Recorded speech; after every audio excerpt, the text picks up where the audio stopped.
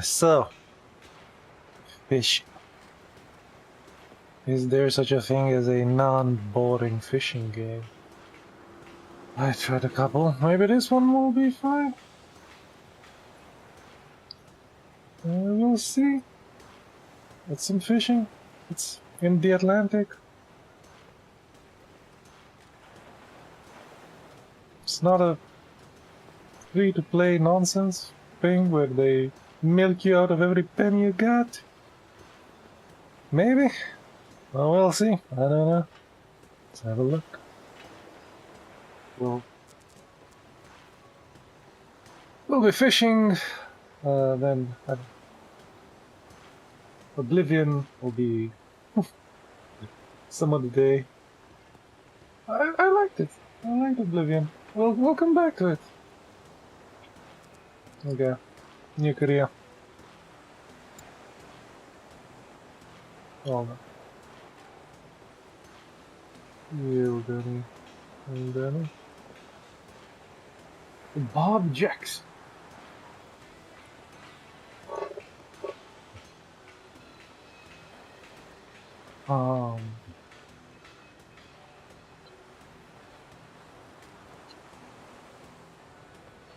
What should we call?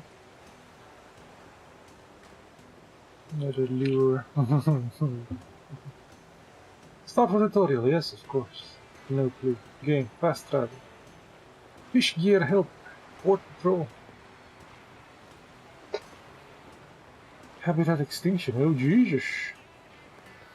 Start. So an easy start, hard and custom. So there's like no normal. It's either easy or hard. You can't see that. It's fine. It's fine. Begin. On a boat.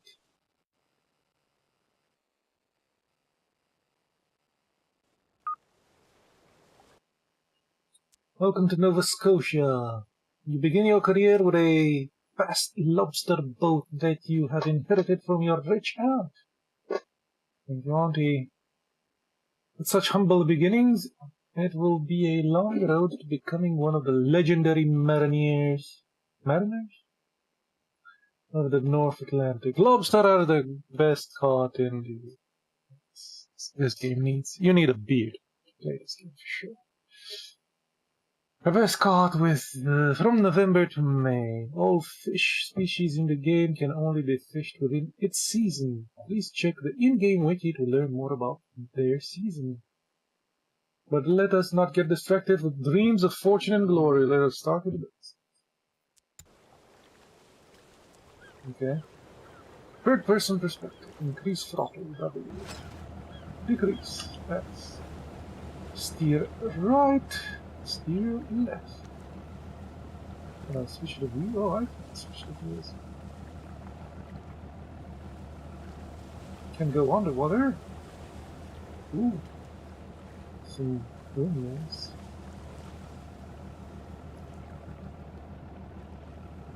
V to switch to first person. Ooh.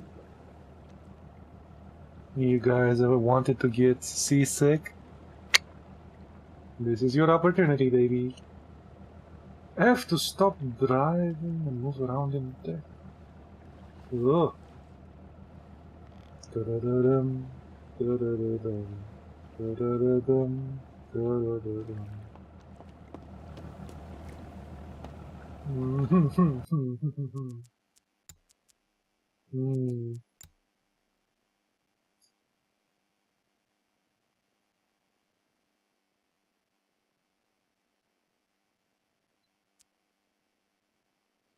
Auto detect settings, resolution shield, first push, one benchmark. Let's see what that is.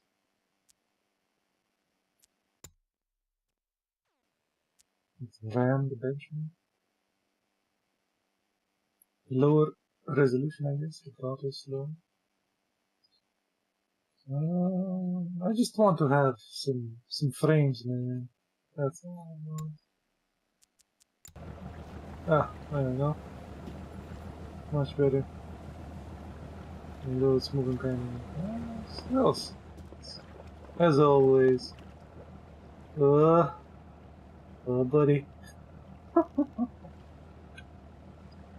Use E on the wheel to start driving in first person. Ah, okay. No? E doesn't work? We have to sit here.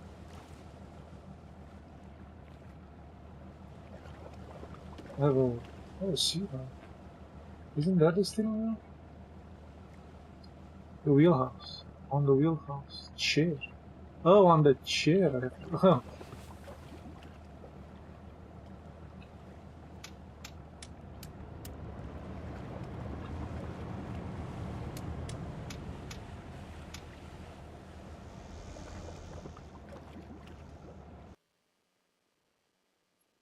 You can open this by pressing them. Okay.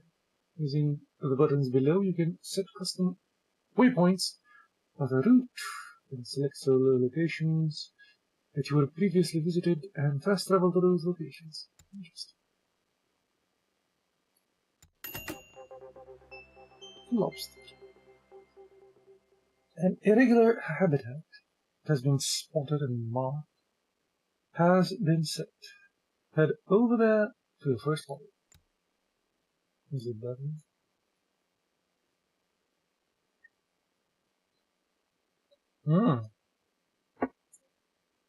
Okay, this is out.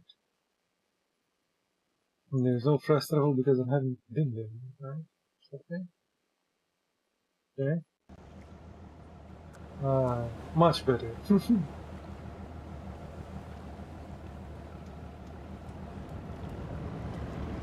Give me some knots, baby. Yeah, let's head over to the... put a waypoint. Okay. Ah, there's this thing here, over here, on the top. Okay, lovely.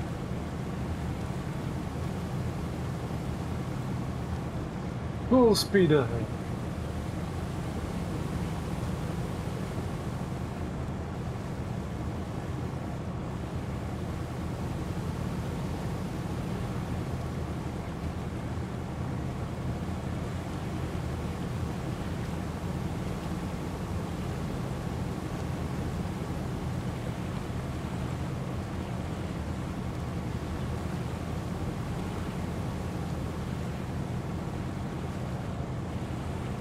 Oh, big now.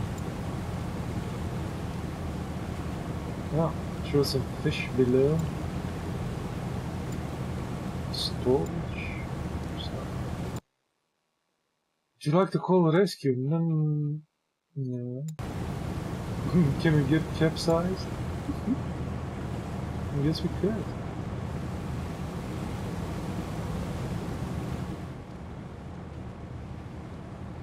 Yeah, I bet you could get seasick in this game.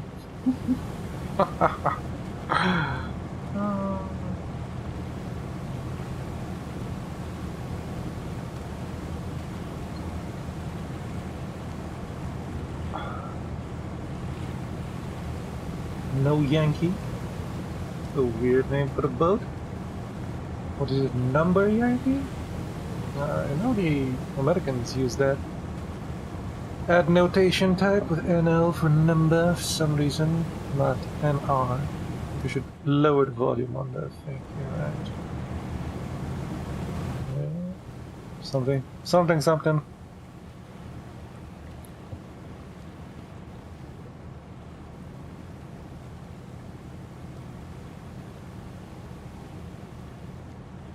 My computer isn't strong enough to render proper water, but we were sailing on this Mercury Sea, so that's nice. The good old Mercurial Sea.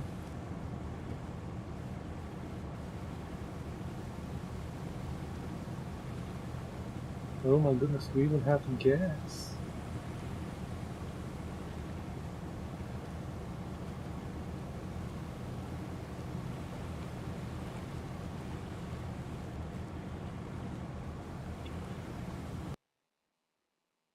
It's going to take a while.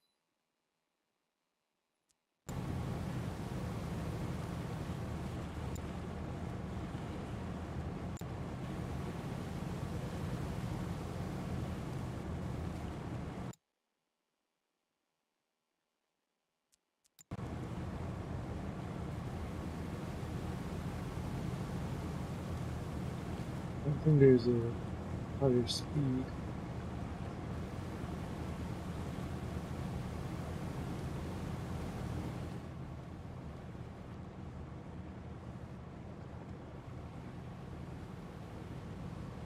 Knots. How did I get out from here? E?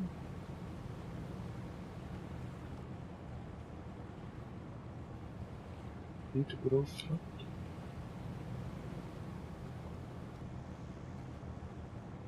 Forgot. What? Oh.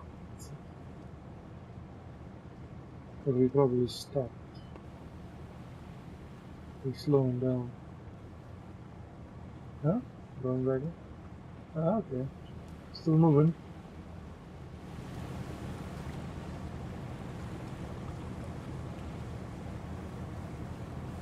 Ah, I think we have some crabby things.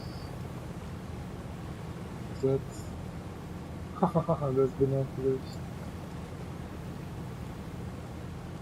I'm looking at what looks like probably not bait.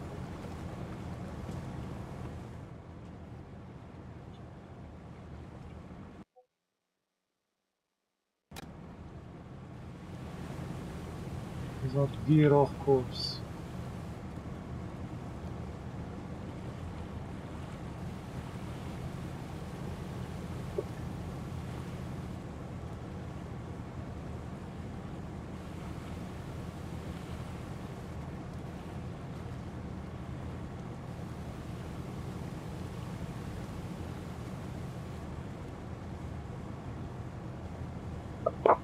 Oh, everything is creaking and cracking. As it should be. As it should be.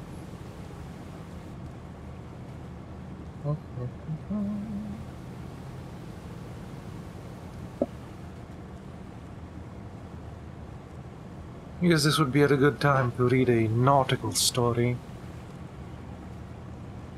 The Old Man and the Sea, perhaps. No, that isn't in the public domain, I don't think, just yet. There are some Hemingway stories in the public domain.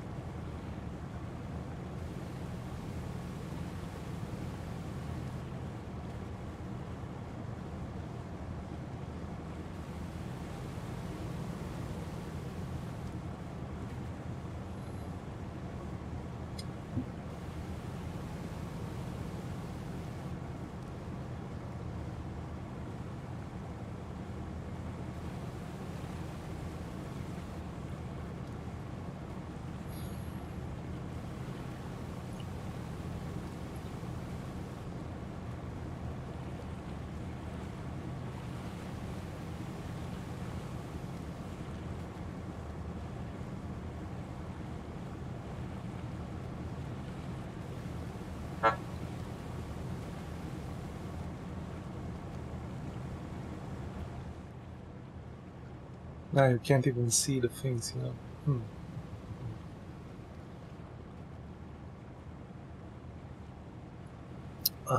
But it makes more sense with the feet.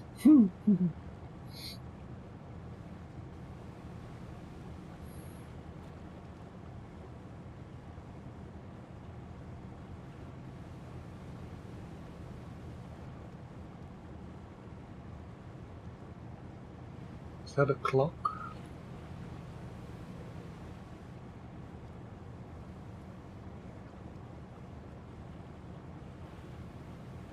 Speed.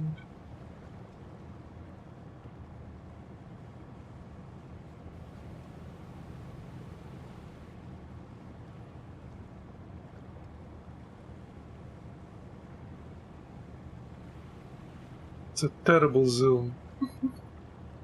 Oh, she's terrible. Oh. Even the zoom has a little zoom. Okay.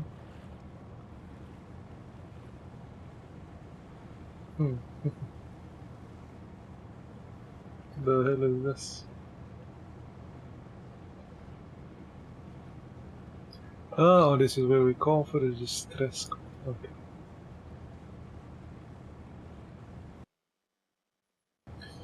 Yeah, see, we're going off target if you don't see the markers, which is around here.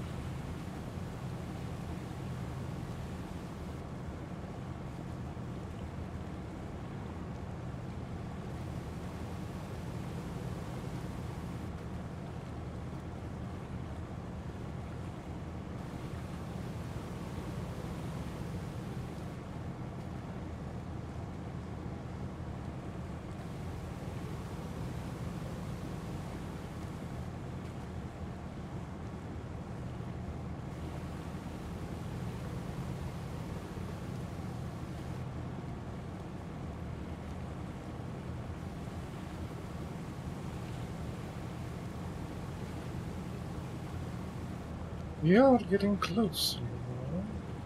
Yes.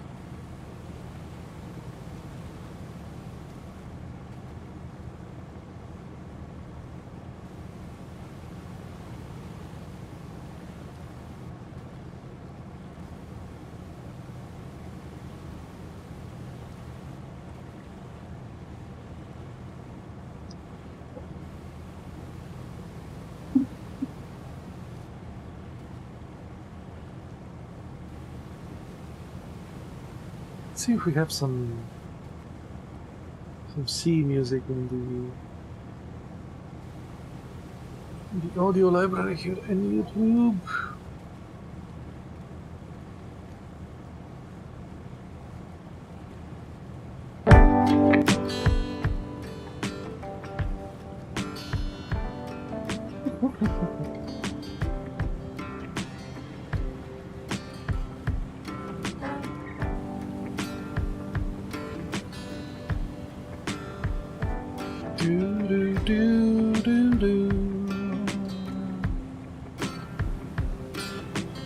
Friday evening, grab a beer and go fishing.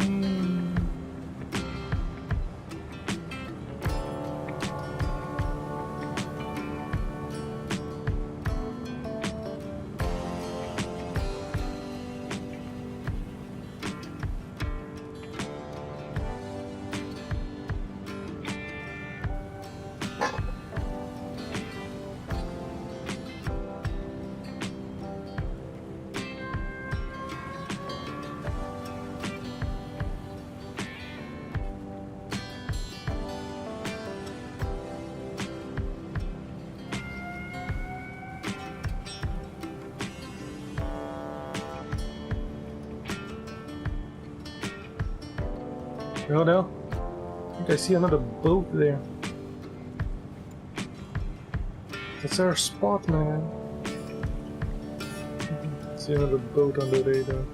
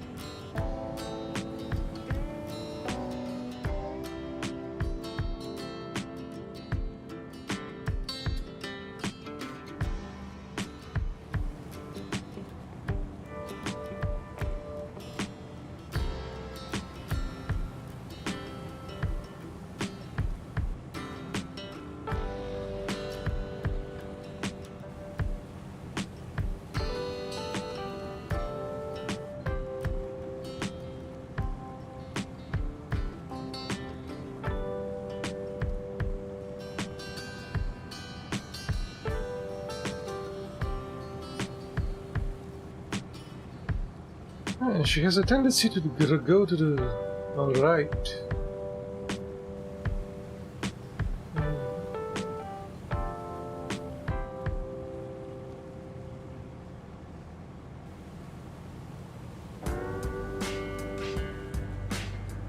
I may have just found the perfect song for this game.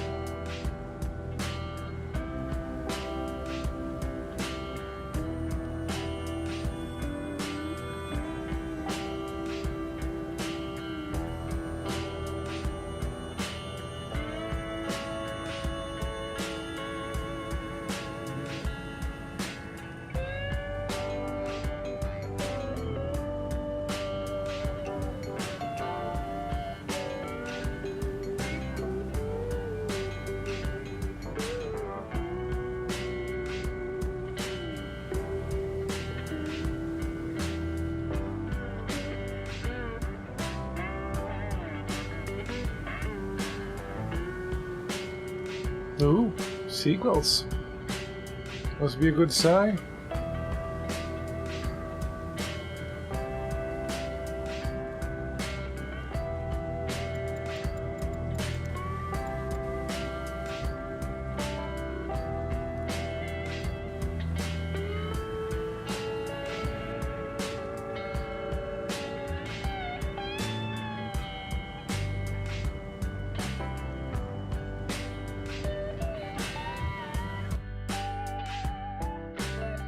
Process frozen bait block. Now that you've reached the marked area, it's time to process your frozen bait block for the pots. Okay, let us stop.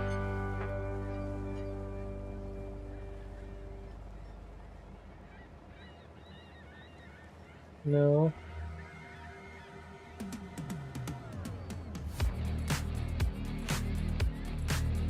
Just stop, right? Oh, stop.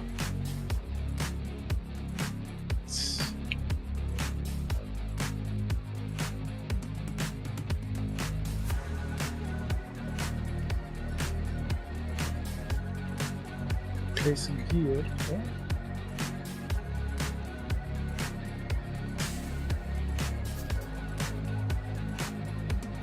Grab from your store's pot and place it on the sorting table. Take one of your bait bags and bait the pot. Now these bait. I don't know what this is. It's an empty thing.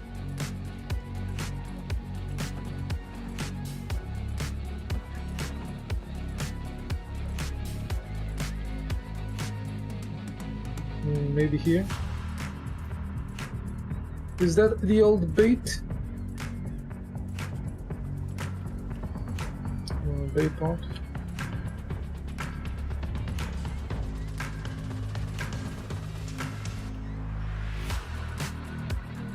Set your bait pot into the sea.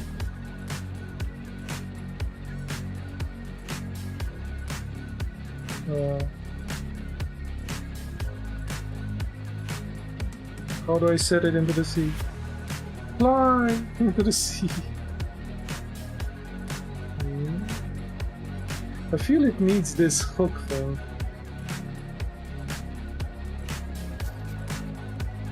Can I just shove it into the sea? Nothing to haul nearby. Oh, okay, so maybe this to take from the water. Set pot. Ah! Finished setting pot. You now have set your first lobster pot. You need to wait a minimum of 18 hours before you pick it up again.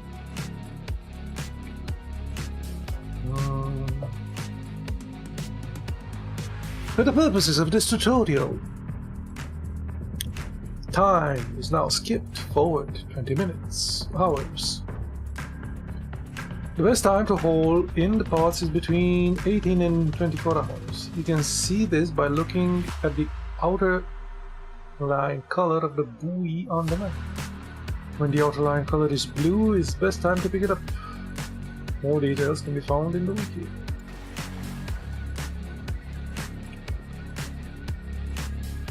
Issue to blue. 20 hours.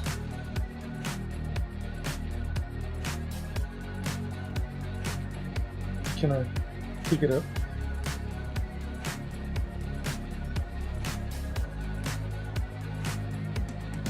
Position your boat with the starboard near the buoy. Go third person E and hold the lobster rod. Okay.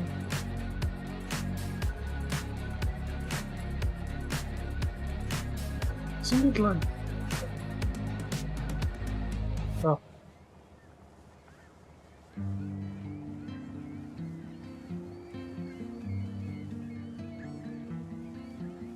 Ooh, we need to be really close to it. No. Jesus, this moves like a boat.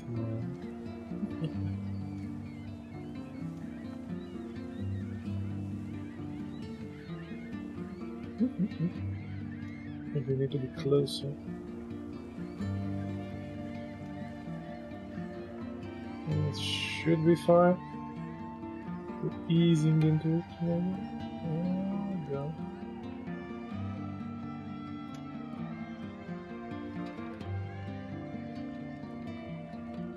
Take it! Take it! Huh? Guess not. Did we move? We kinda moved.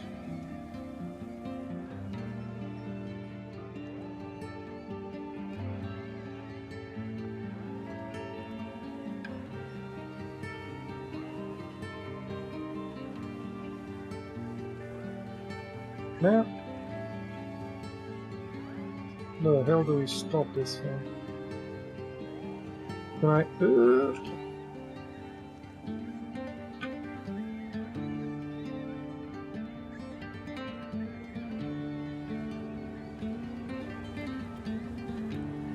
Jeez. What? Oh no. Okay. Should be fine. There we go.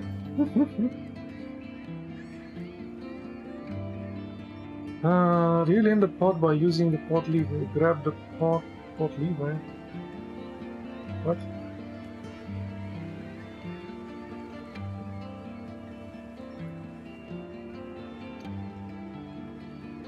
The hell is the pot lever?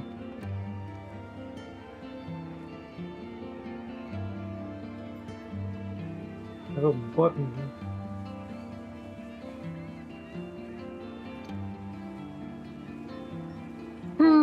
Oh, it's on the other side. Yeah, I think. Is that the pot lever?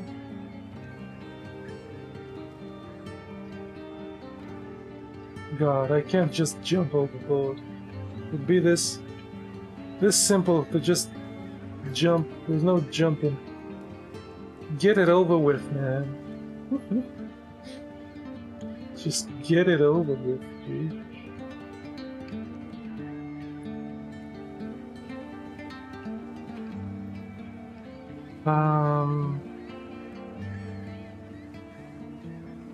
So it doesn't show me anything.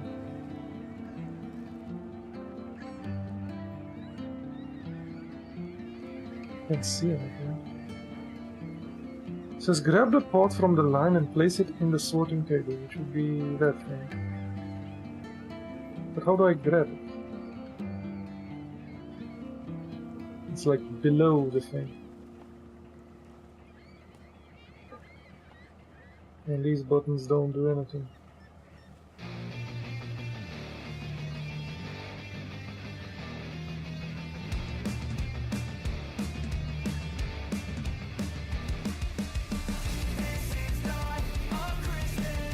What the hell is this game? This is not a Christmas song. Excellent. The hell is this? Let's keep this guy.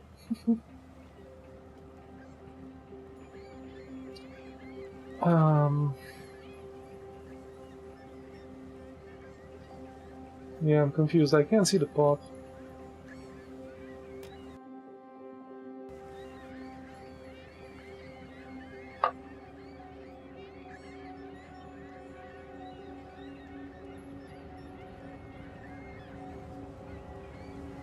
Maybe if I move.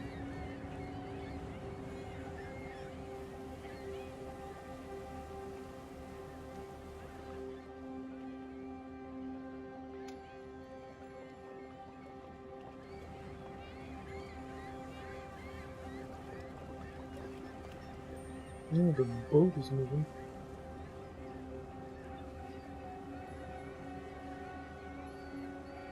There we go. We'll stop.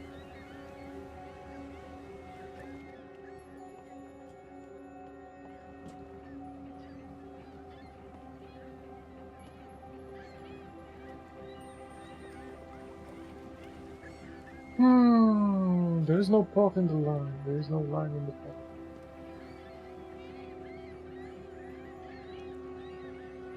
It's just darkness. Grab one of these and put it here. Just like that. Can I put it back?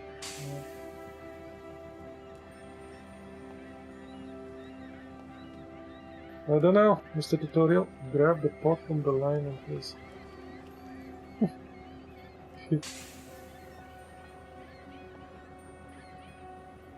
If you got a check mark. Did it grab it? I don't know.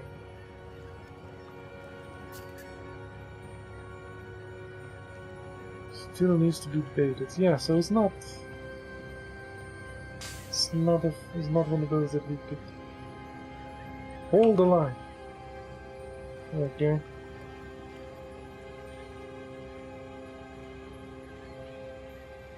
Why didn't you tell me to hold the goddamn line? Rude. Grab the pot. You grab it.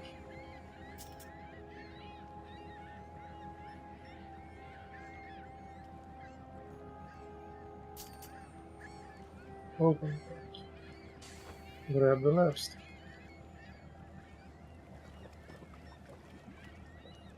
Stop. What the hell do we do with it? We're measuring it. Open the crate. Open the lobster. One of these.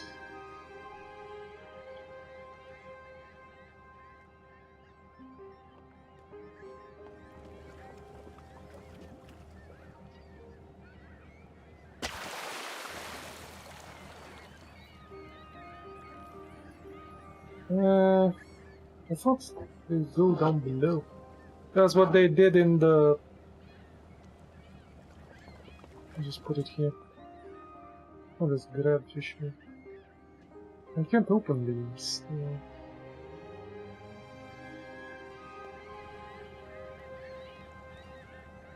Take one of your stored plastic crates and place it on the sorting table. Ah, okay, so I should have gotten one of those. Well, I have this in my hand now, so what? Return to box. Okay. Jesus.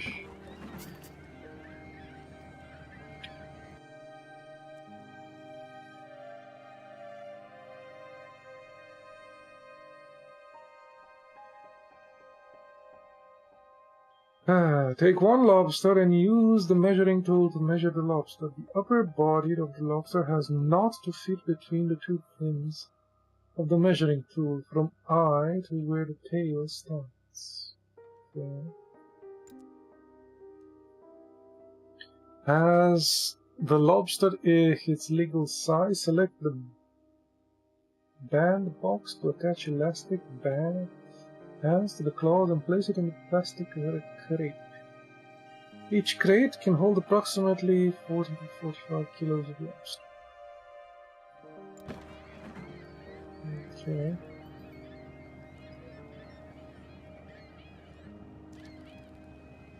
It's a bigger. Patched some bands.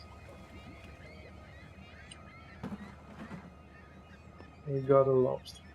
Fish. 1 out of 10 sorting of all lobsters. There's more. Oh yeah, okay. More lobsters in that little pot.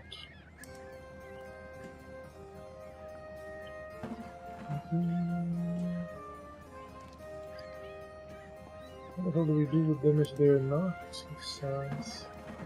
Then do we eat them?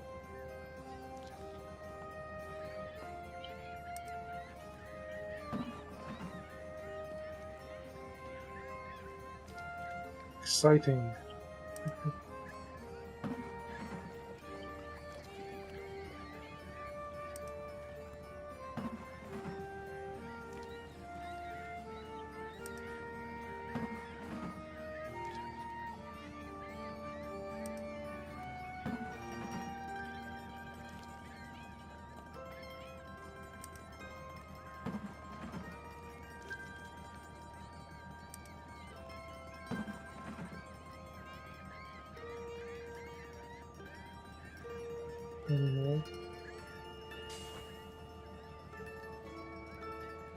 Store the crate in the tank on the floor.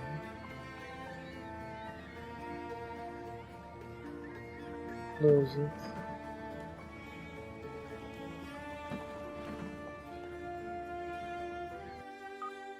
Ah, okay, so you do put them below. Deliver the lobsters at port. Head to the market port where you will be able to set the lobsters just caught in store. The mission waypoint has been set on the map. Yeah, okay, that's. You can either drive to the port yourself, but if you want, you can also fast travel there automatically. Okay. Where is the phone? No, over there. And how do we fast travel?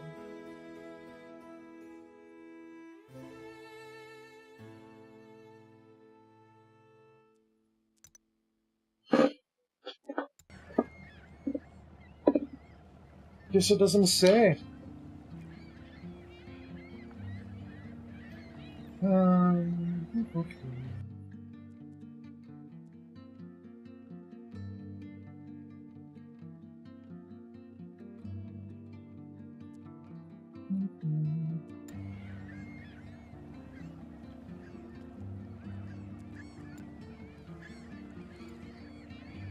Fish quota.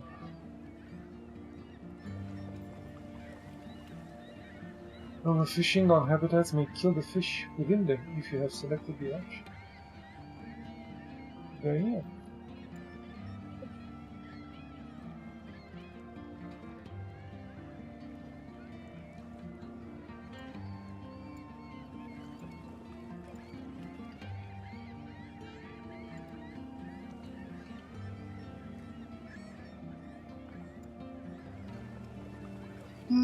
Okay.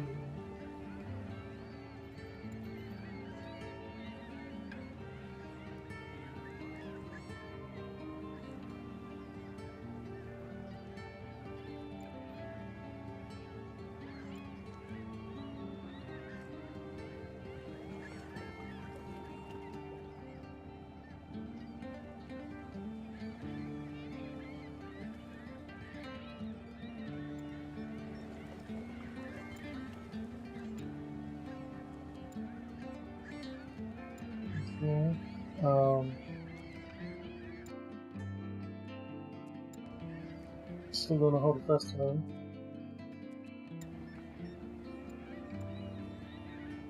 Can I search it? Ooh, damn, you have a health of the boat.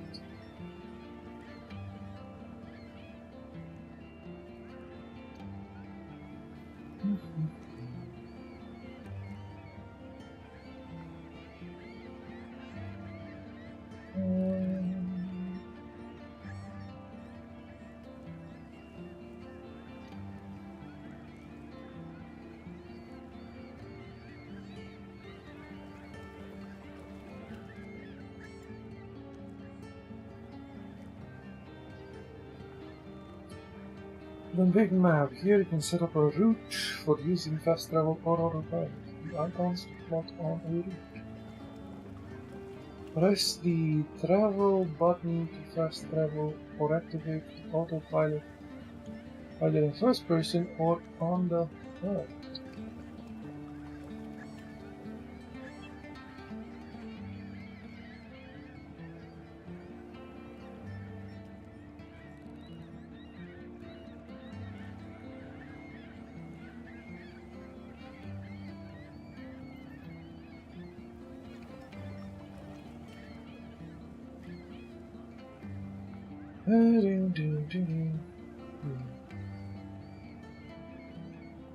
You can also press on a port or discovered location icon to fast travel there.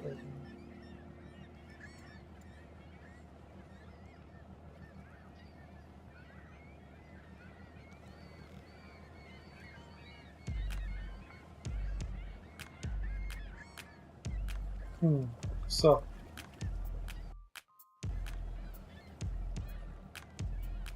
in this view,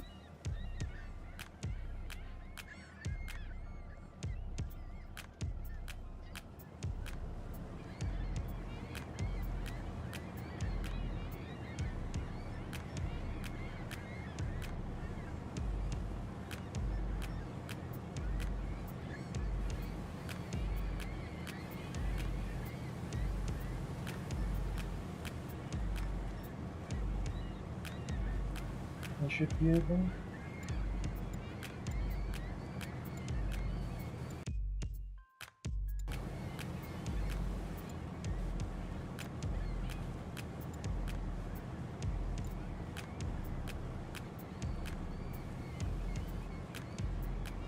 Searchlights.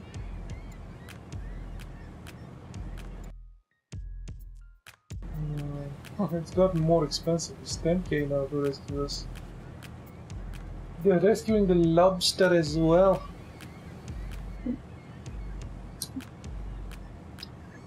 No, is here. So how the hell do we get fast travel autopilot? Should be on the HUD, but these are like the only things we have on the HUD.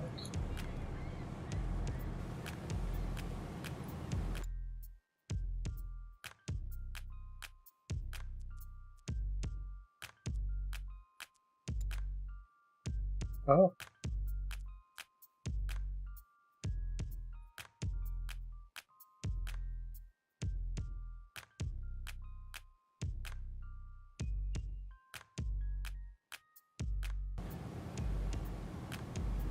That's fast travel.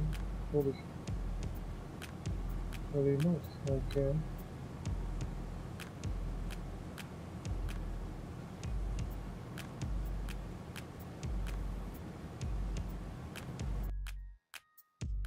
Okay.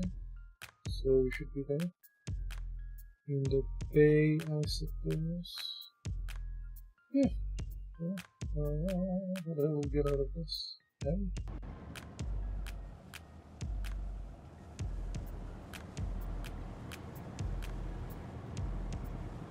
Hello, boat person.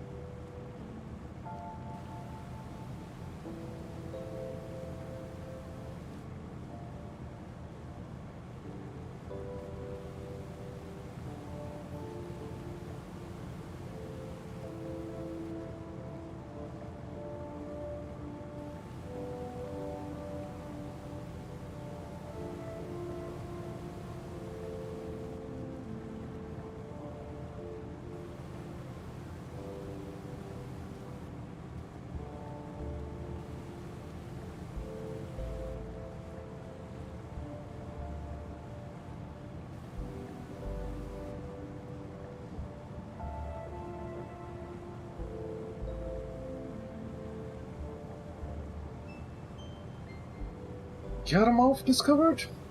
Cool. Okay.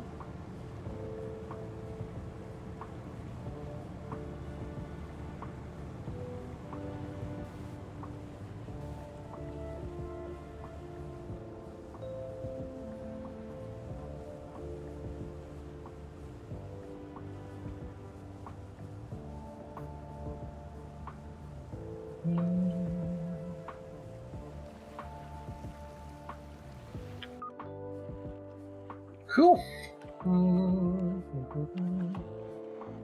Go to the bar and get some tips on the best spots for fishing.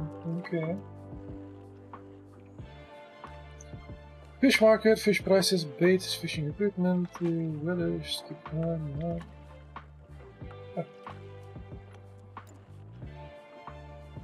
Would you like to sell your catching life? Sure. You have successfully docked at the port. You can sell your catch by pressing the sell catch button.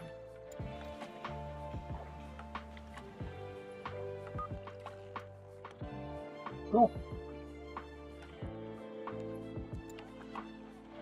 This is the end of the tutorial. When you get other boats with different fishing methods, the tutorial will be available first. Okay.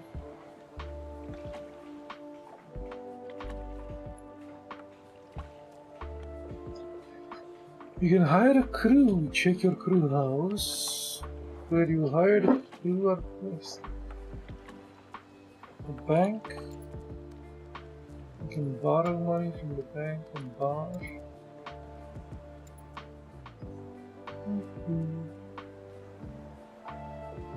Get location of lobster today.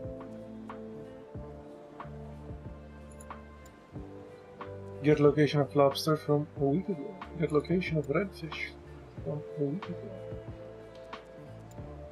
This is free.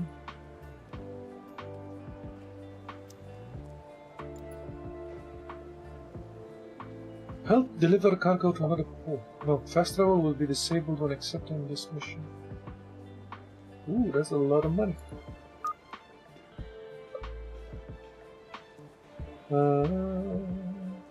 I have like more than 10 days to get there. Lunenburg? Okay. I guess we'll have a new location on the map. And probably the fish prices differ and stuff.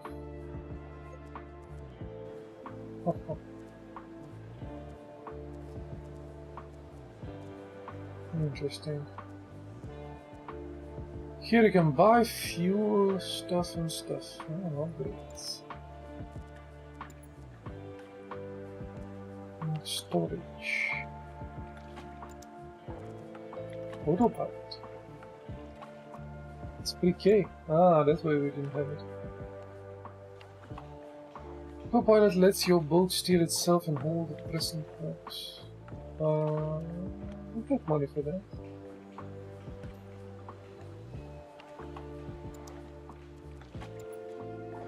We have a standard radar with better radars.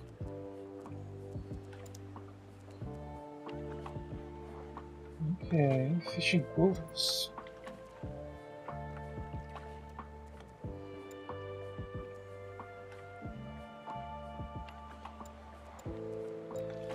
Interesting.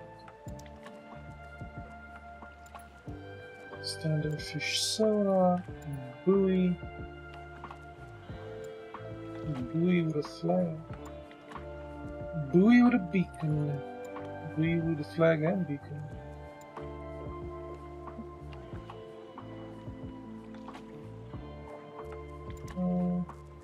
Searchlight.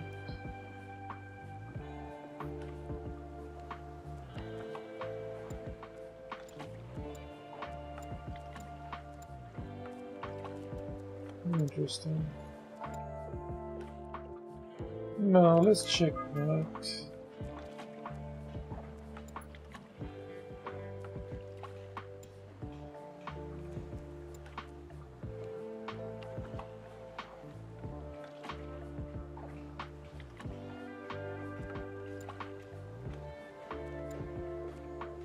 So I can install now. No.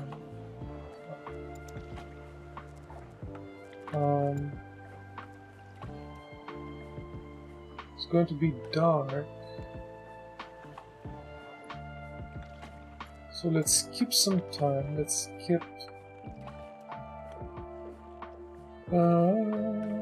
maybe 12 hours.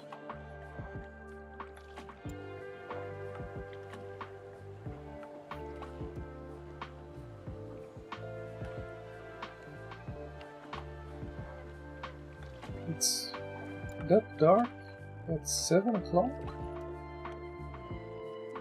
What the hell do we are we like in the northeast?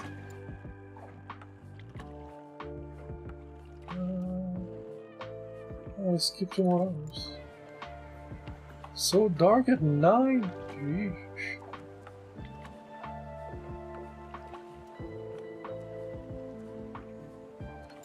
Oh yeah, fishing gears and stuff. Steel lobster. We have 2 wood lobster pots we could buy. Steel ones as well. Interesting.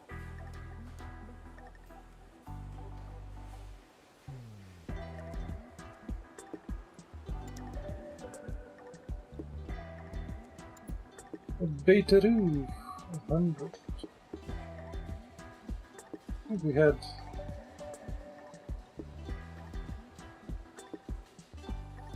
We currently have 3 out of the maximum 5 of the lobster bait blocks, which can fit on the no yank. Okay. Founded in 1761. Oh, when the earliest English settlers arrived from Massachusetts. I thought Nova Scotia was first settled by the Scots.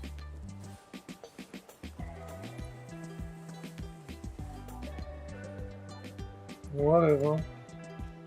Let us. Irritatingly, we get the hell out of here.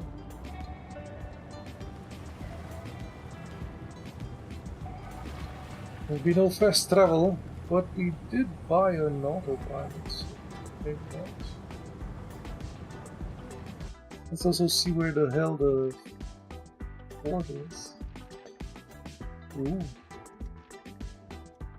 Some lobsters 7 days ago was there. Interesting. Where the hell is the port? Oh, on the other side.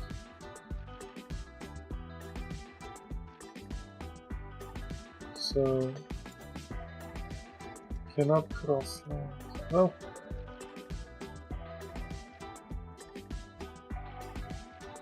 but it's disabled. Okay. We need those to get the hell out. Any lobsters on this direction now? Oh, maybe we should go here. Oh, 19. Oh, they're moving. Oh, that's interesting. So 7 days, the lobsters, 7 days ago, the lobsters were here, but now, 19 hours ago, they were here. So maybe we should go there, plant our pods, and then go to this.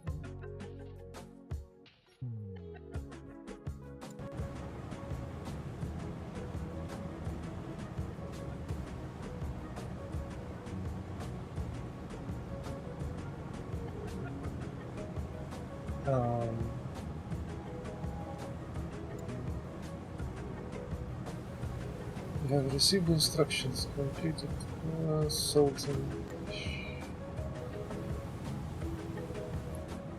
Journal, catch, something, yeah. Whoa. Whoa. What the hell is that? Stunning heavy damage. Yeah, I know. What the hell is that?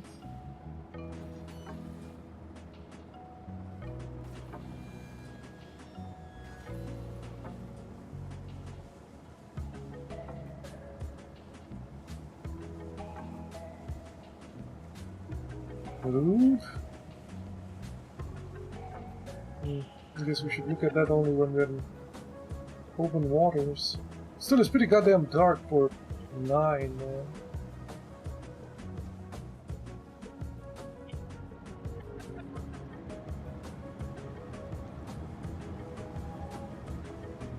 Guess we should align ourselves with the thing.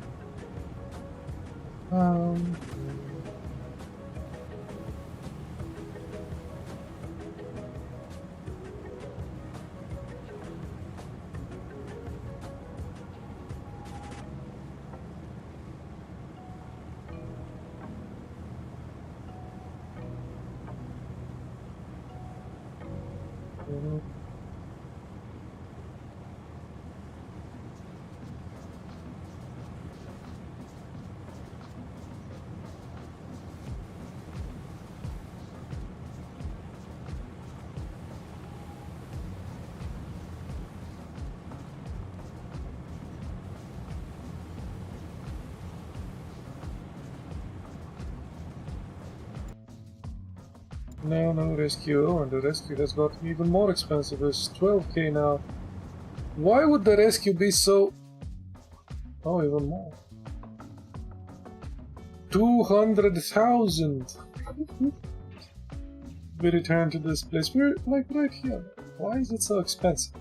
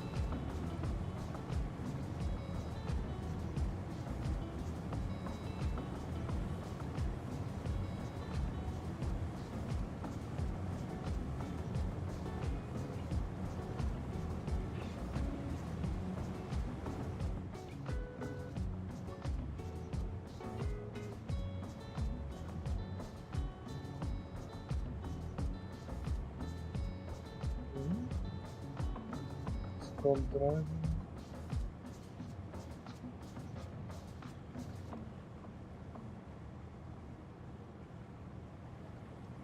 Really shouldn't.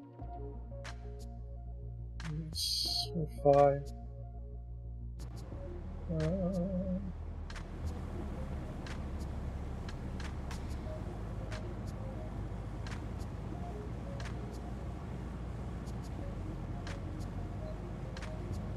Oh, it's snowing. April, and it's snowing. Okay.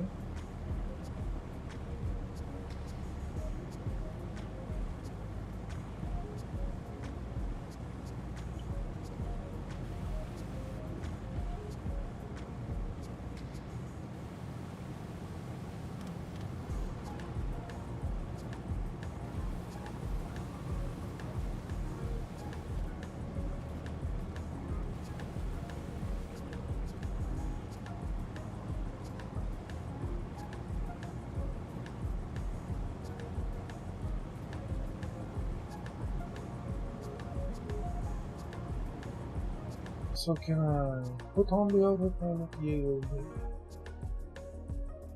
I mean, I bought it.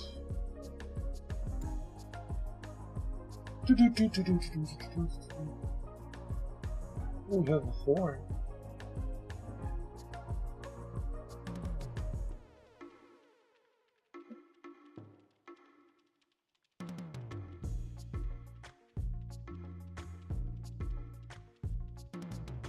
Starboard thruster and port thruster.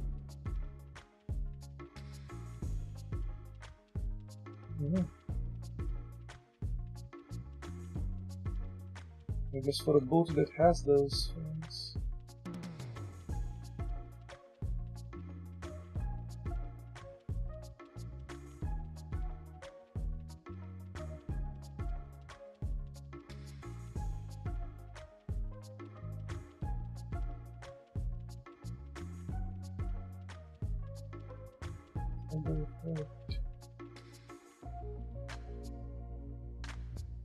Mini game action.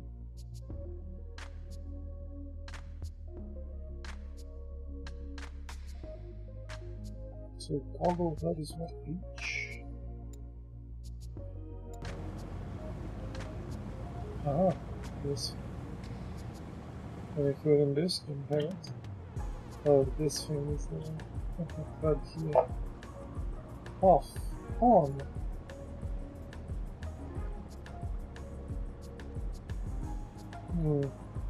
I've seen the autopilot, but it's off. How do we turn it on? Oh. Increase autopilot speed. Yeah.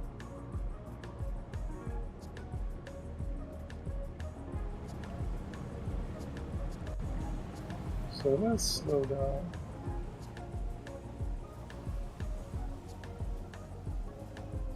We need to make a turn here, but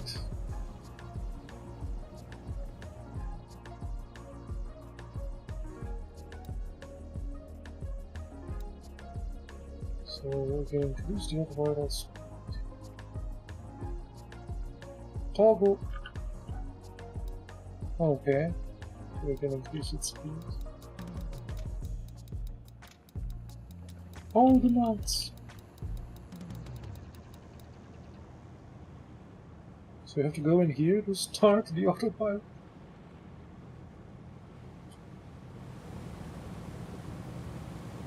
And then the autopilot is going to take and do whatever we put around here. So hopefully we're not going to be hitting any boats. I want to put some mods.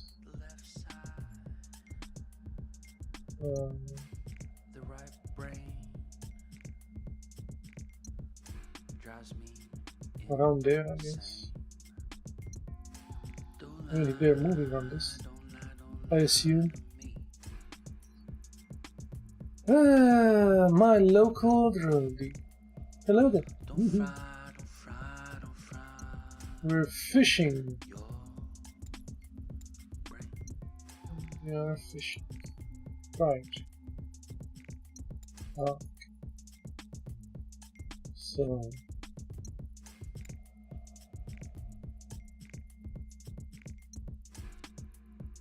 Should be there. I assume the lobsters are there now. Hopefully. Maybe closer because that's 20 hours ago. By the time we get there, who the hell knows? New socks? Hell yeah, man. New socks every day.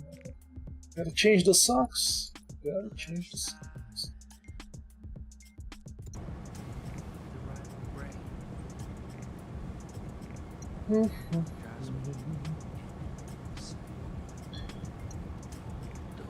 Although the socks now are like an art project that I like, keep adding stuff to them. And when they're done, like a collage, I like change the theme again. So,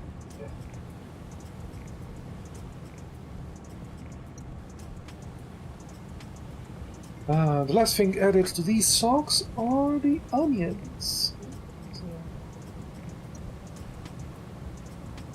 It was like a sheep day when I added some sheep, or like a doggo day when I added a doggo.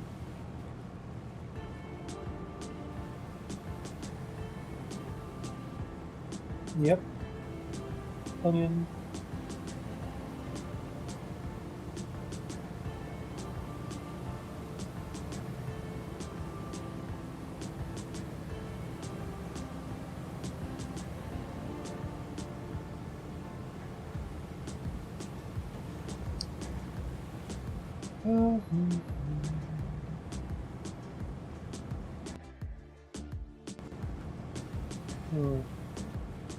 I guess considering that I can't fast travel while I have to discover this new port,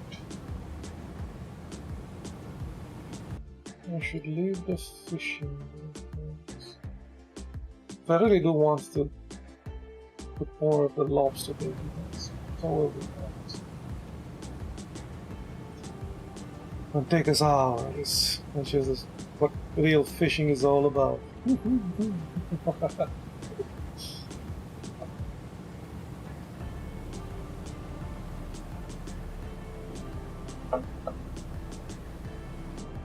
Damn, it's 10 in the morning and it's so dark.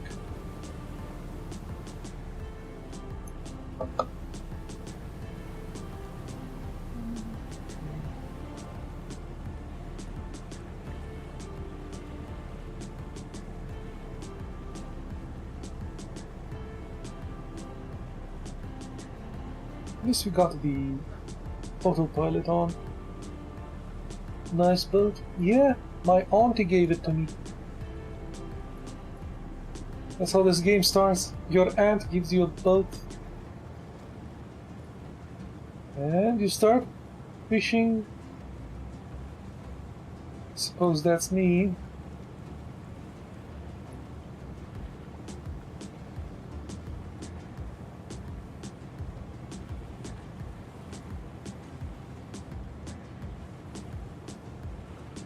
I think I should be able to put some lights.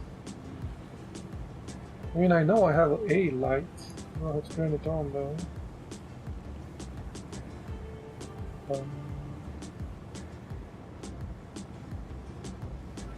I'm sure it's somewhere.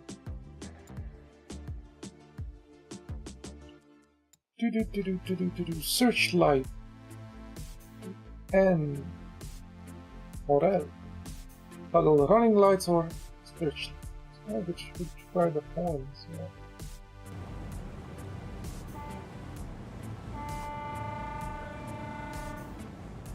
Yeah, the third one. Okay, that's the searchlight. We can upgrade it, it's fine.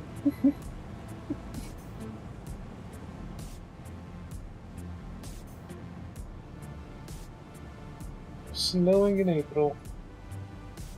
But we are in Nova Scotia, so...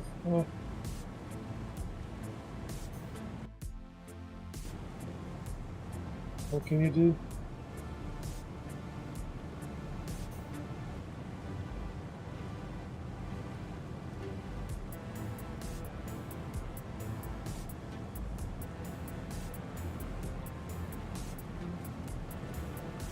I wonder if I can rename the boat.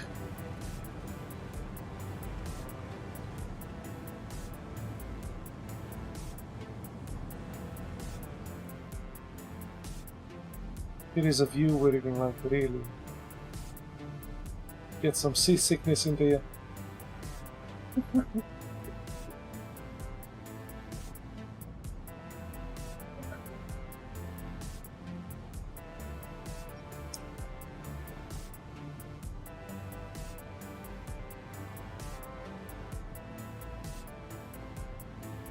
Kick the feet up. Yep.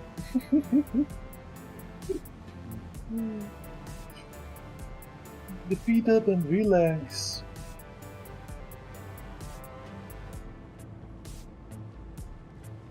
When we get to our pod, and after that we should go to that port and discover it.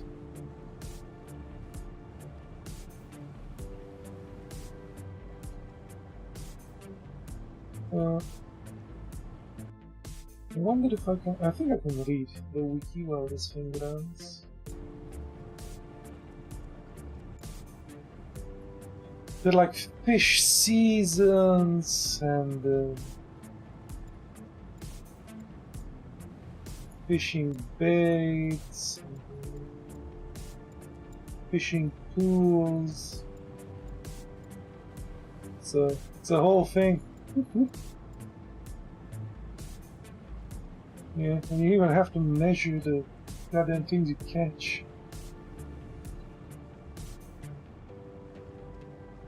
Just like in those crab fisherman things. Those Discovery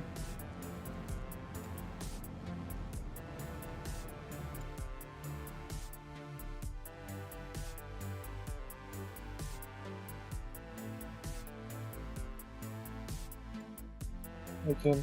Oh! Interesting. I can place markers myself.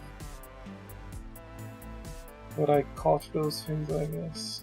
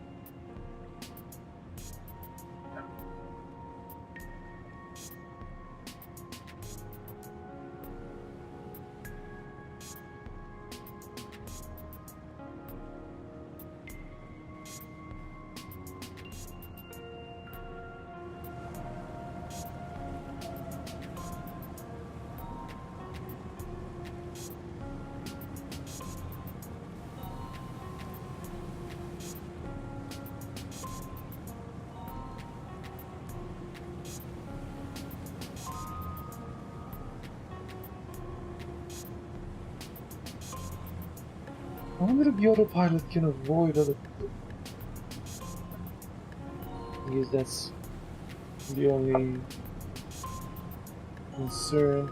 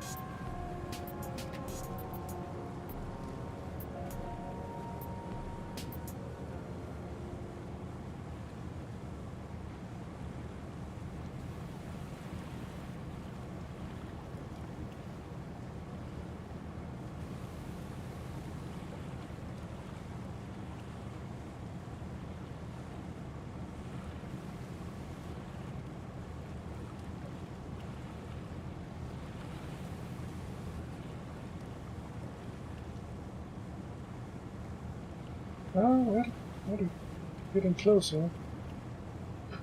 The last one is like a final stretch. Yeah, that's the longest one. 3 nautical miles.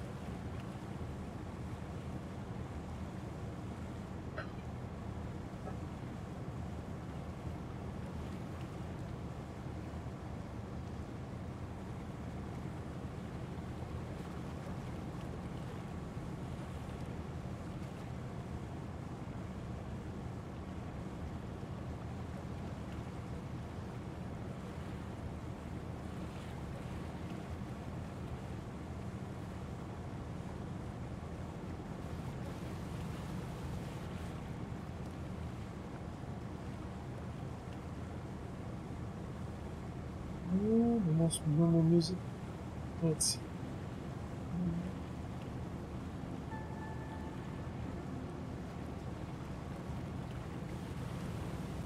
It's like a YouTube playlist.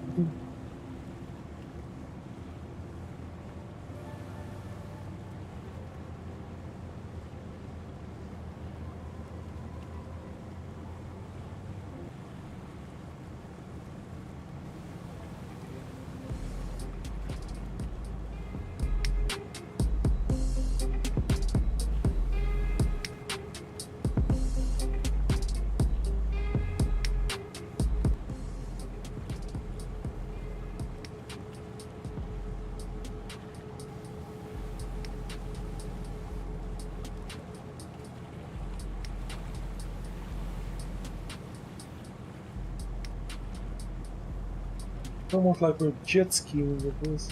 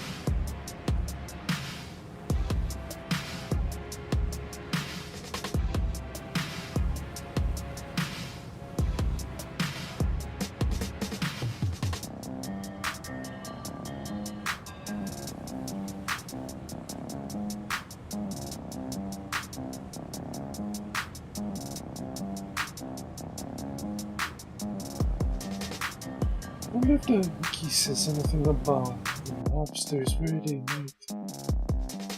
They might have like a depth thing as well. They're pretty shallow here.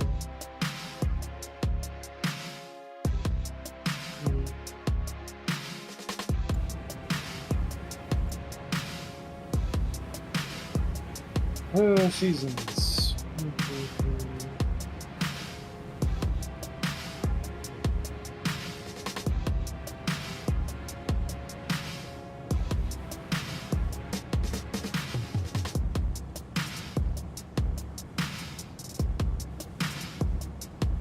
It's from the 1st of November to the 23rd of May. And we're in April right now.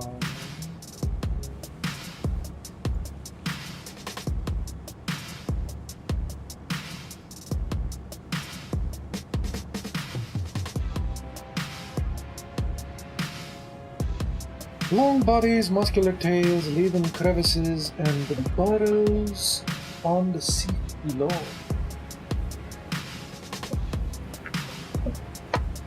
Three of their 5 pairs of legs have claws, including the first pair, which are usually larger than the others. Highly prized as seafood.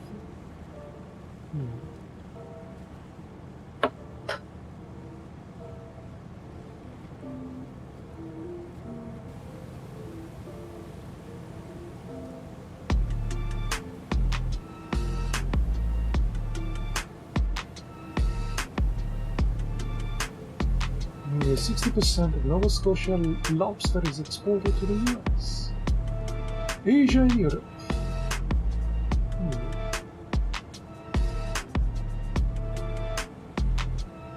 This is Canada, right? Nova Scotia.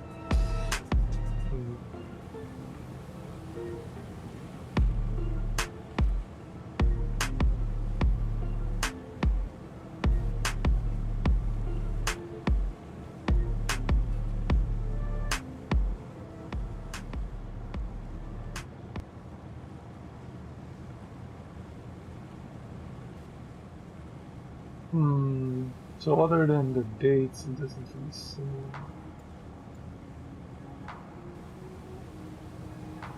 Yeah, it's best caught during the season.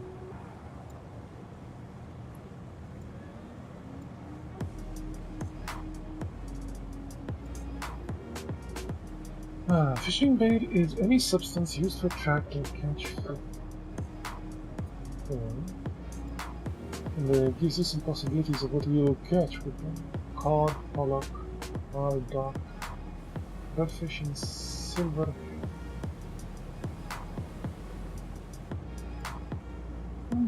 Interesting.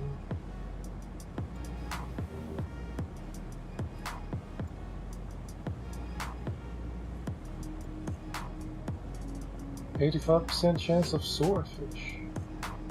Or two.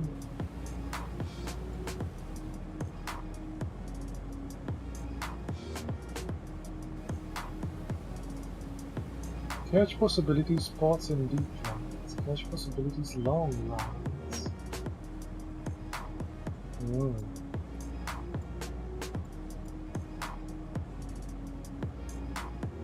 And I only have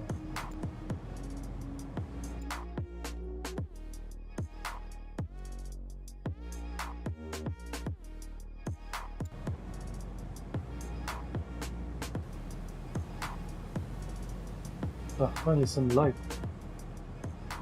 Like 12.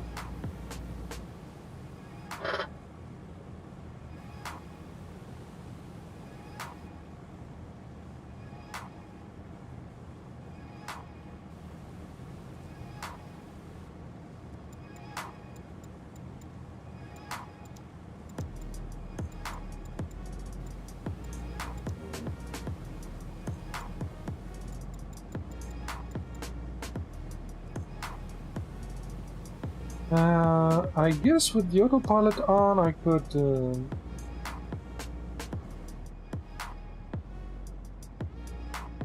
ready these things, maybe? So it's in bait that caught. Can I bait more of them? Ooh! These are the new things we got. Grab baited pot. Can I set it aside or something? Place and lobster pot. Very good. Can set it. We don't want to set it. And we can put it down. Return to port to stand. Oh, we can't stand back. Ah.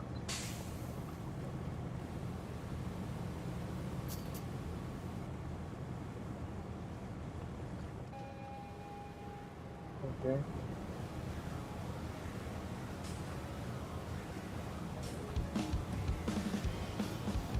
Cool.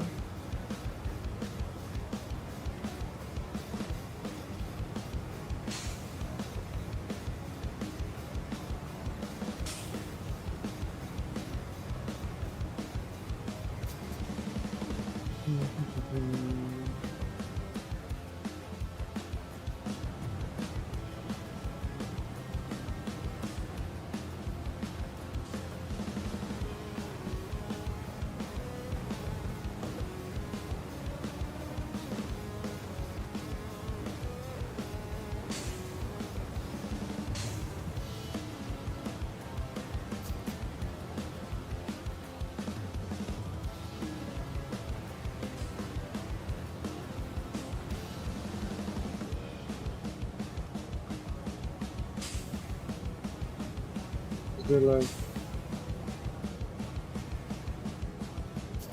this one is baited, right?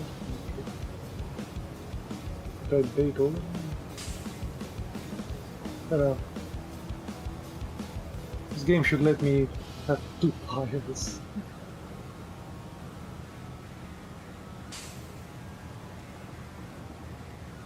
This one is unbaited.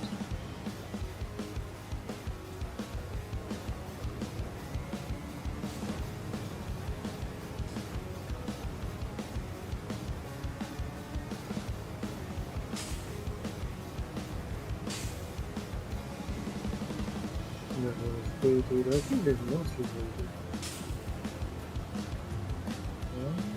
Baited.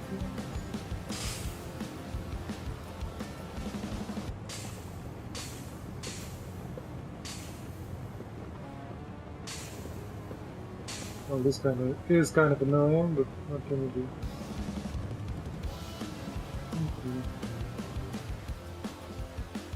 Getting closer.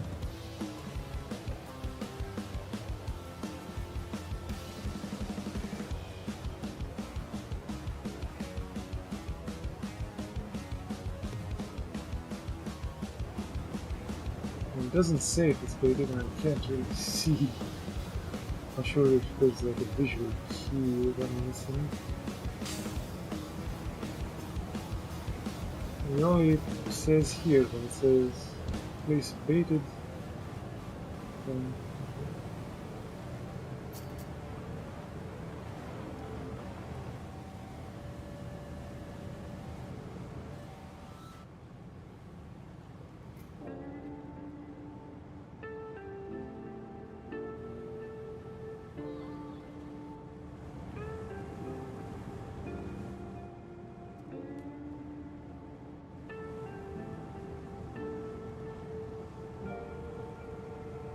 I guess if I can buy crews and stuff, I could make like a crew do the work.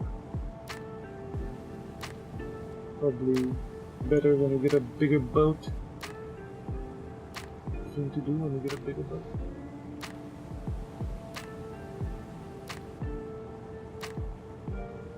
Or I guess you could like program the autopilot and give it minimum speed. That way you can catch and stuff. Gotta set them in a line anyway.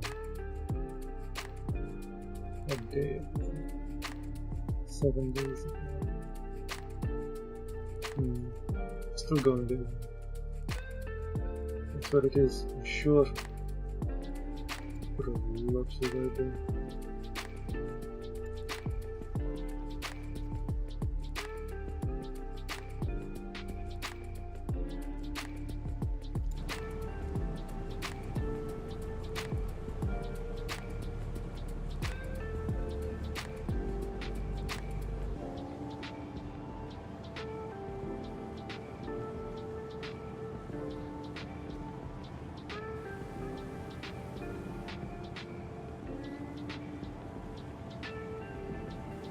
And at the Discovery Channel, they always have like that Scottish dude read it.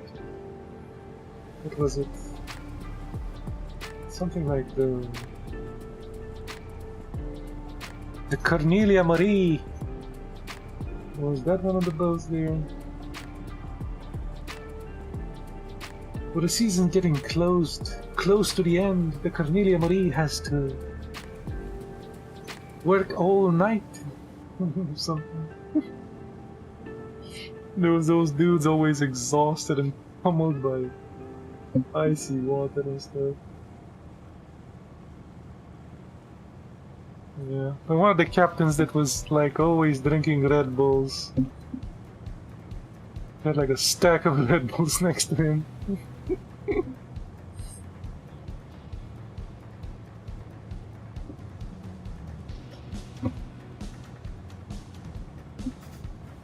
Ooh, another boat.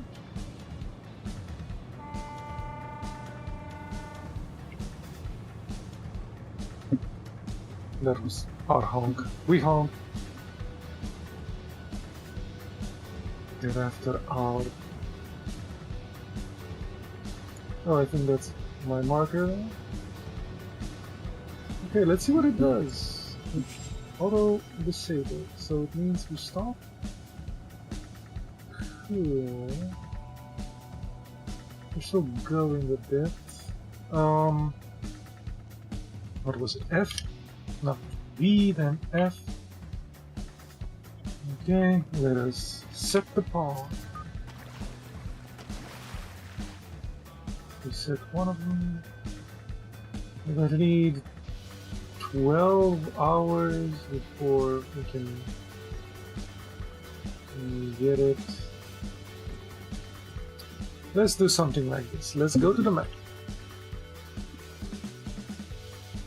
Set a course like that. Autopilot. But at the minimum speed, we have like a line. And I said the other one before. Like half a knot. I don't know. That might be too little. Maybe a knot. Is it on? Not one knot. Excellent.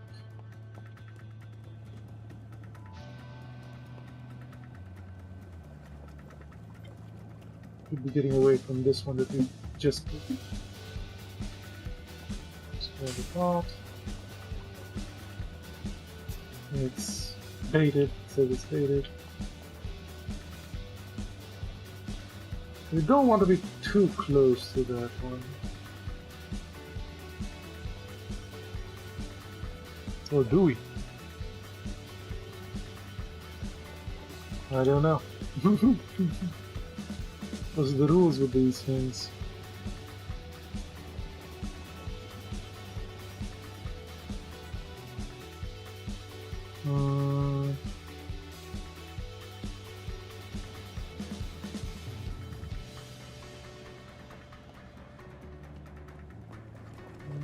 Let's put 2 knots on it.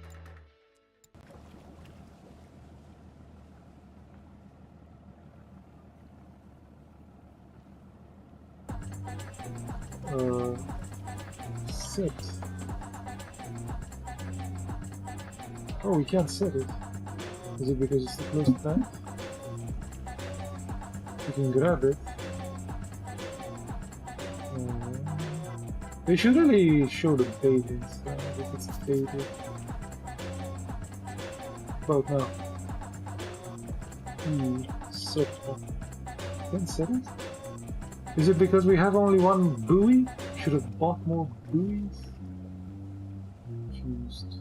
What if we put that one back? What the hell do we have more? It's baited. Can't set it. Fishy. Very fishy. We might need more buoys.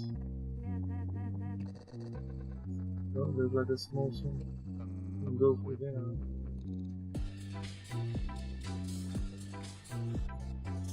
Fishy.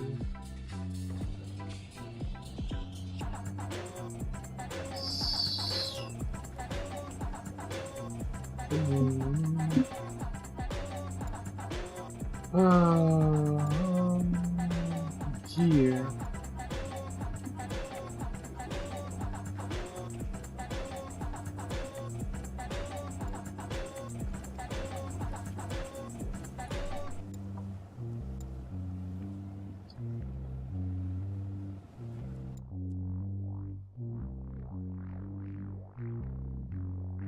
We might need to buy more buoys.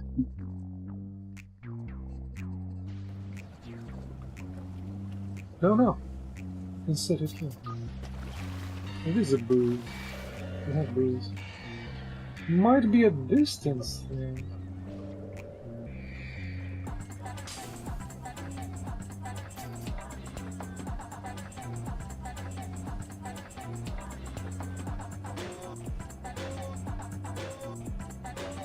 A distance time thing? I don't know.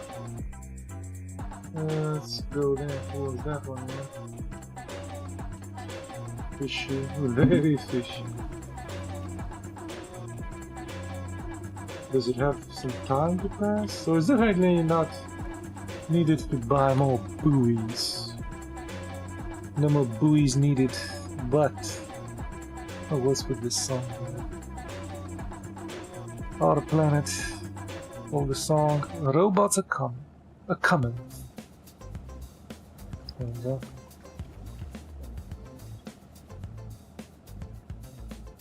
Because I could see the buoy there.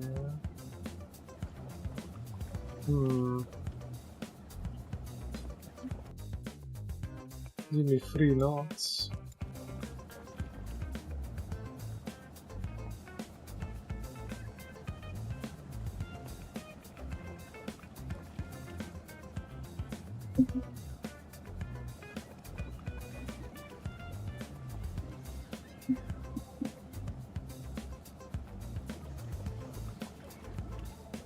I can't set it. I don't know why. might be a distance.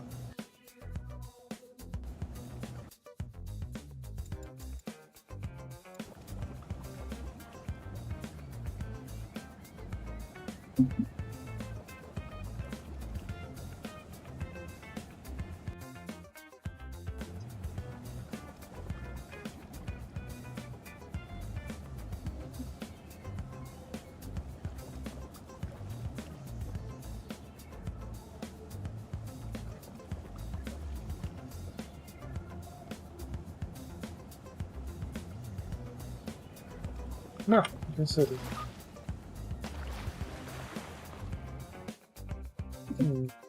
Well, it might be a function of time.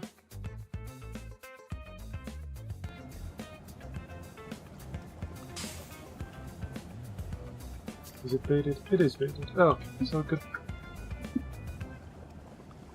The time I didn't see how much time or distance.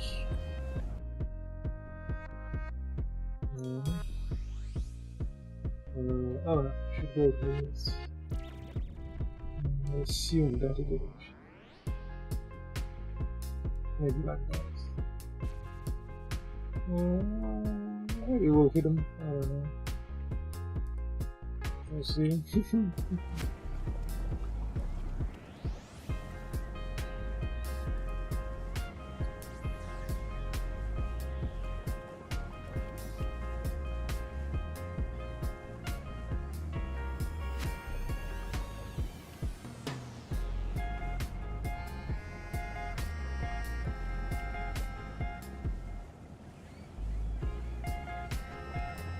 Doo-doo-doo-doo.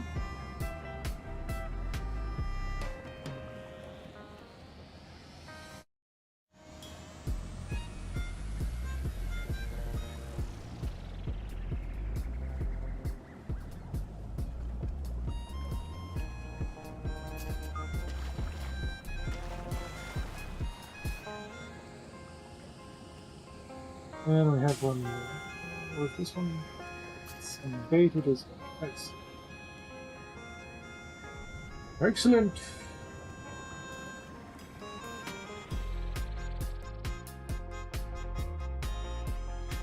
It might be a function of time, because these two are really close when we were going at 2 knots. And we're at 5 now, and the distance between these is pretty big, so I'm assuming the next one is going to be somewhere like there. Might be a function of time.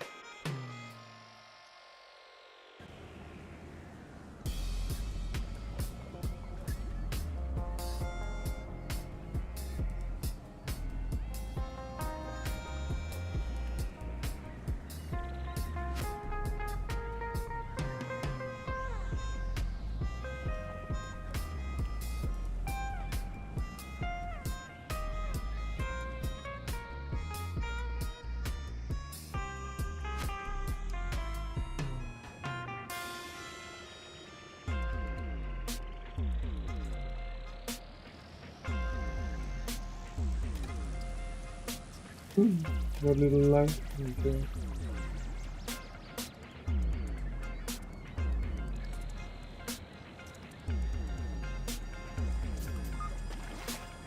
Okay. This was closer. Was it? No, not really. The distance between these. Yeah, the distance between these. So it's definitely a time. Shit.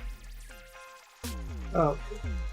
Let's take the long route. We need to take the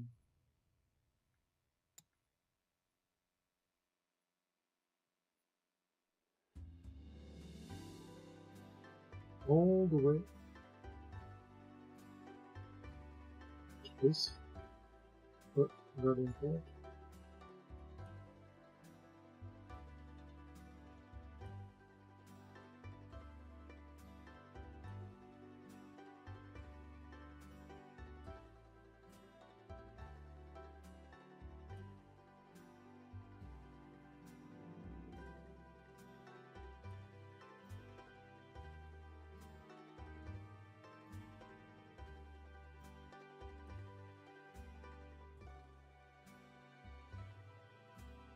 Oh, it doesn't let you put the line. There's land over there. I would hit it. Excellent. Maximum speed, and it's going to take us like a real time 1 hour. At least we put some points here.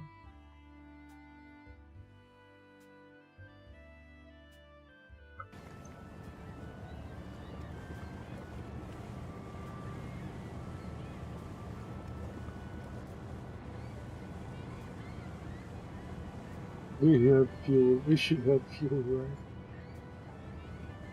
I'm assuming we have.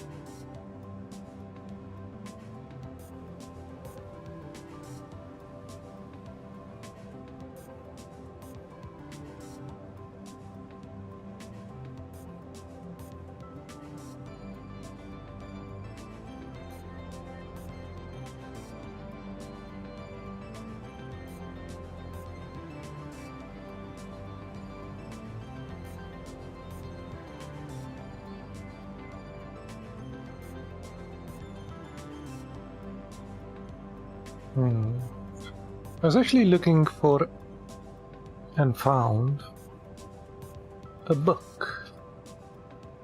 Now, books in English are pretty rare here. A bit too expensive, but I think you can find for cheap books that were like not sold in, you know, whatever they were supposed to be sold, England or the US. And you get them for cheap, these books that weren't successful. And I think I have such a book. And with this game, I think it would be like an interesting time to practice my English reading, I suppose. I was reading a couple of lines from it, and it looks just like, it sounds just like that noir game we had. I think it's a detective story of sorts. Or a thriller. It's called Sleepyhead.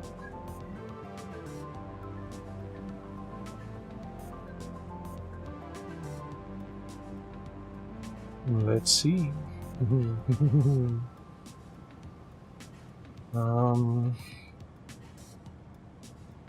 Oh yes, this is going to take forever. Just look at this.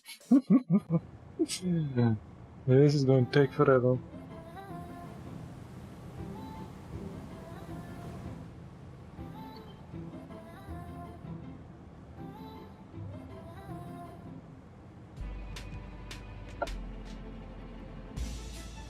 Let me... Yeah, I'm sure this is fine. Let us...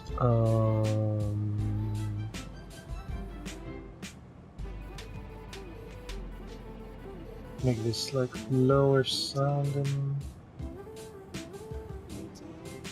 Well, now I hear it lower, you don't. Yes. Now you should hear it lower as well. La-di-da. No. Okay. So. 1. Thorn hated the idea of coppers being hardened. A hardened copper was useless, like hardened paint. He was just resigned to a down and out with a fractured skull and the word scum carved into his chest, to half a dozen girl guides decapitated courtesy of a drunken bus driver and a low bridge. And the harder stuff, resigned to watching the eyes of a woman who had lost her son gaze over her goals, her bottom lip, and reaches absently for the kettle. Thorn was resigned to all of that. And he was resigned to Alison Whittles. Stroke of luck, really, sir. He was resigned to having to think of this little girl-shaped thing, enmeshed in half a mile of medical spaghetti, as a breakthrough, a piece of good fortune, a stroke of luck. And she was barely even there. That was undeniably lucky that they found her in the first place. So who fucked up? D.C. David Holland had heard about Thorn's straight-up-to-the-jugular approach, but he was unprepared for the question so soon after arriving at the girl's bedside. Well, to be fair, sir, she didn't fit the profile. I mean, she was alive for a kickoff, and she's so young. The third victim was also 26. Yes, I know, but look at her. He was 24, and she looked as helpless as a child. So it was just a missing persons job until the local boys tracked down a boyfriend. Thorn raised an eyebrow. Holland instinctively reached for his notebook. Higgin? He's the closest thing here to the next of kin. I've got an address. He should be here later. Visits every day, apparently. We've been together 18 months. She moved down here 2 years ago from Newcastle to take up a position as a nursery nurse. Holland shut off his notebook and looked at his boss, who was still staring down at Alison Whittles. He wondered whether Thorn knew that the rest of the team called him Weeble. It was easy to see why. Thorn was, what? 5'6", 5'7"? But the low center of gravity and the very breath of him suggested that it would take a lot to make him wobble.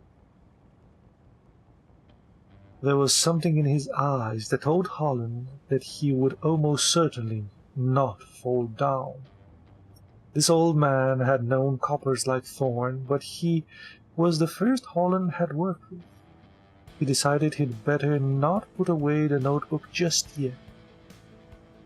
The Weeble looked like he had a lot of questions, and the bugger did not have the knack for asking them without actually opening his mouth. The bugger. This might be an English book. A proper England English book.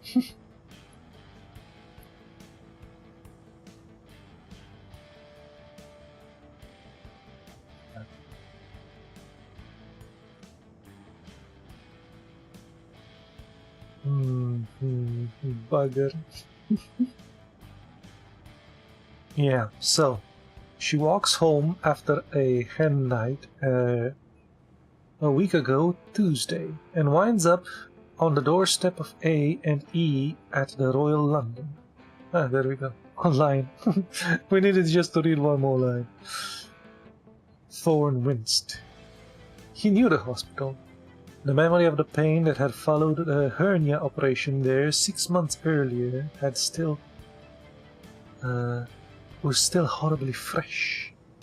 He glanced up as a nurse in a blue uniform put her head around the door, looking first at them and then at the clock. Holland reached for his ID, but she was already shutting the door behind her. It looked like an OD when she came in. Then they found out that this weird coma thing, and she got transferred here. But even when they discovered it was a stroke, there was no obvious link to backhand. No need to look for benzos, or certainly no need to call us. Thorn stared down at Alison Whittles. Her fringe needed cutting. He watched as her eyeballs rolled up into her sockets. Did she knew they were there? Could she hear them? And could she remember?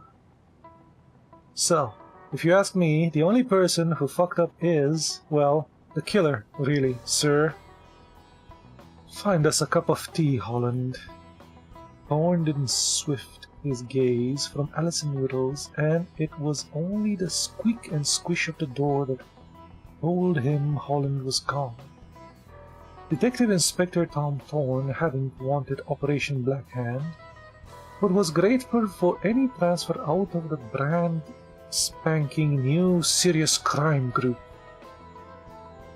The restructuring was confusing everybody, and at least Backhand was a straightforward, old-fashioned operation.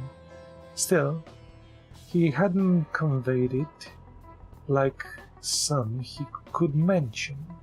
Of course it was a high profile, but he was one of that strange breed reluctant to take any case he didn't seriously think could be solved.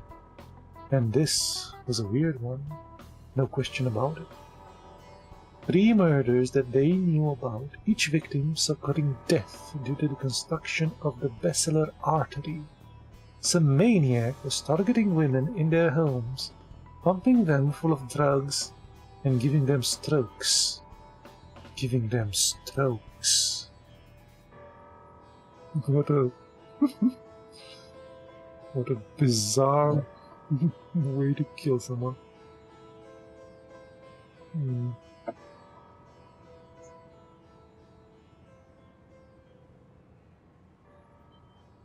So I guess if you construct the basilar artery, you give a person stroke.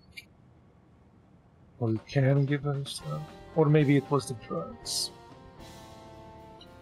Hendricks was one of the more hands-on pathologists, but a week earlier in his laboratory, Thorne had been less than thrilled at having those clammy hands on his head and neck as Hendricks tried to demonstrate the killing technique. What the bloody hell do you think you're doing, Phil? Shut your face, Tom. Shut your face.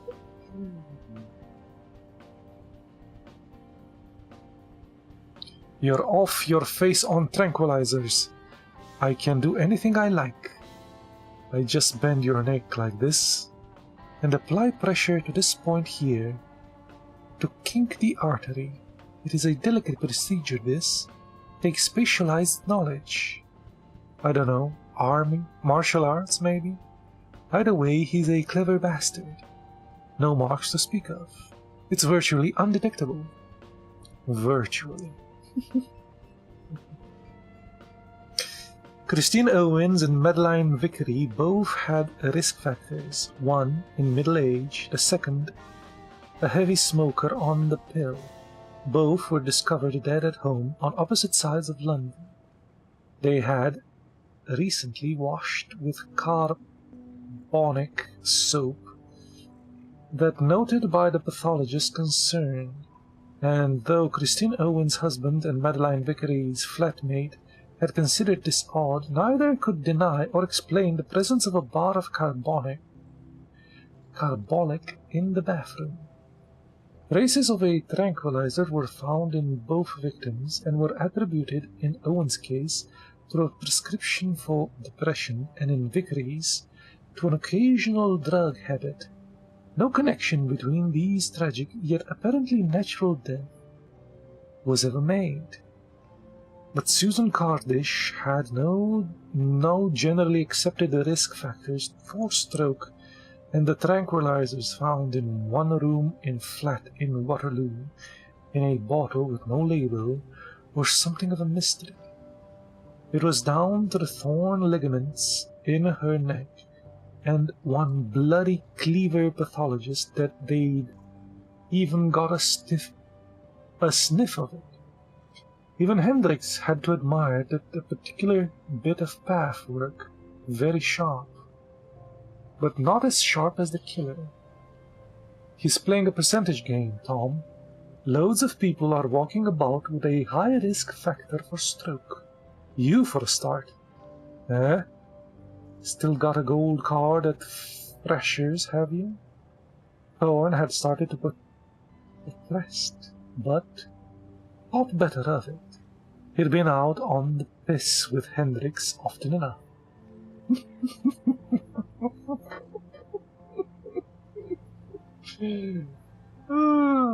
Never heard it being called like that. Out on the piss. Ah, excellent for making progress. Oh, let's do that. Hopefully we don't hit any boats while I'm reading. I meant to do a bit of reading as well. So, out on the piss. He picks 3 different areas of London, knowing there's a hell of a slim chance that the victims will ever be connected. He goes about his business, and we're none the wiser. Excuse me. Now Thorne stood listening to the persistent wheeze of Allison's ventilator. Locked-in syndrome, it was called. They didn't know for sure, but she could probably hear, see, and feel. Allison was almost certainly aware of everything going on around her, and she was completely and utterly unable to move, not the tiniest muscle. Syndrome wasn't the right word, it was a sentence. And what about the bastard who'd passed it? A martial artist nutcase? Special services? That was their best guess.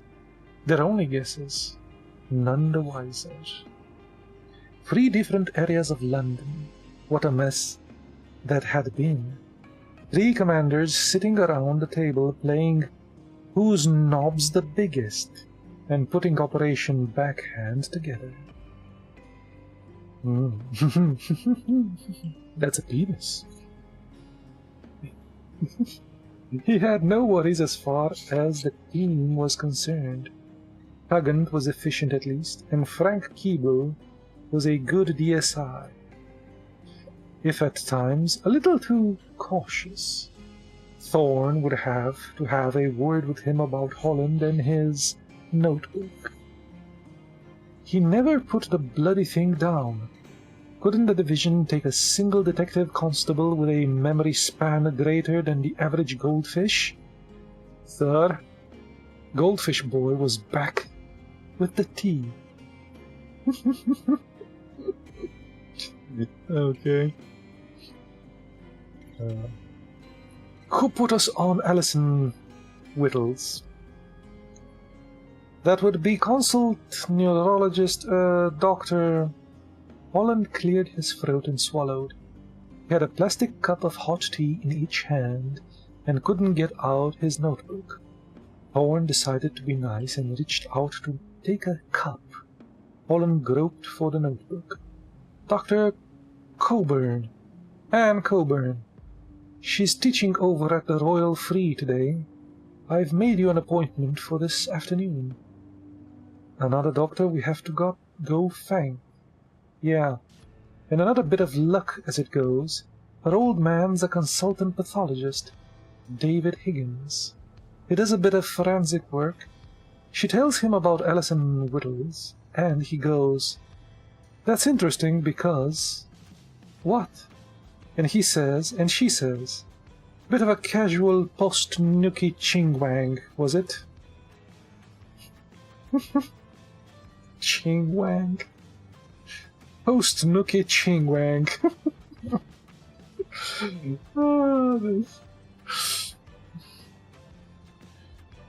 Good old English, proper English, that is.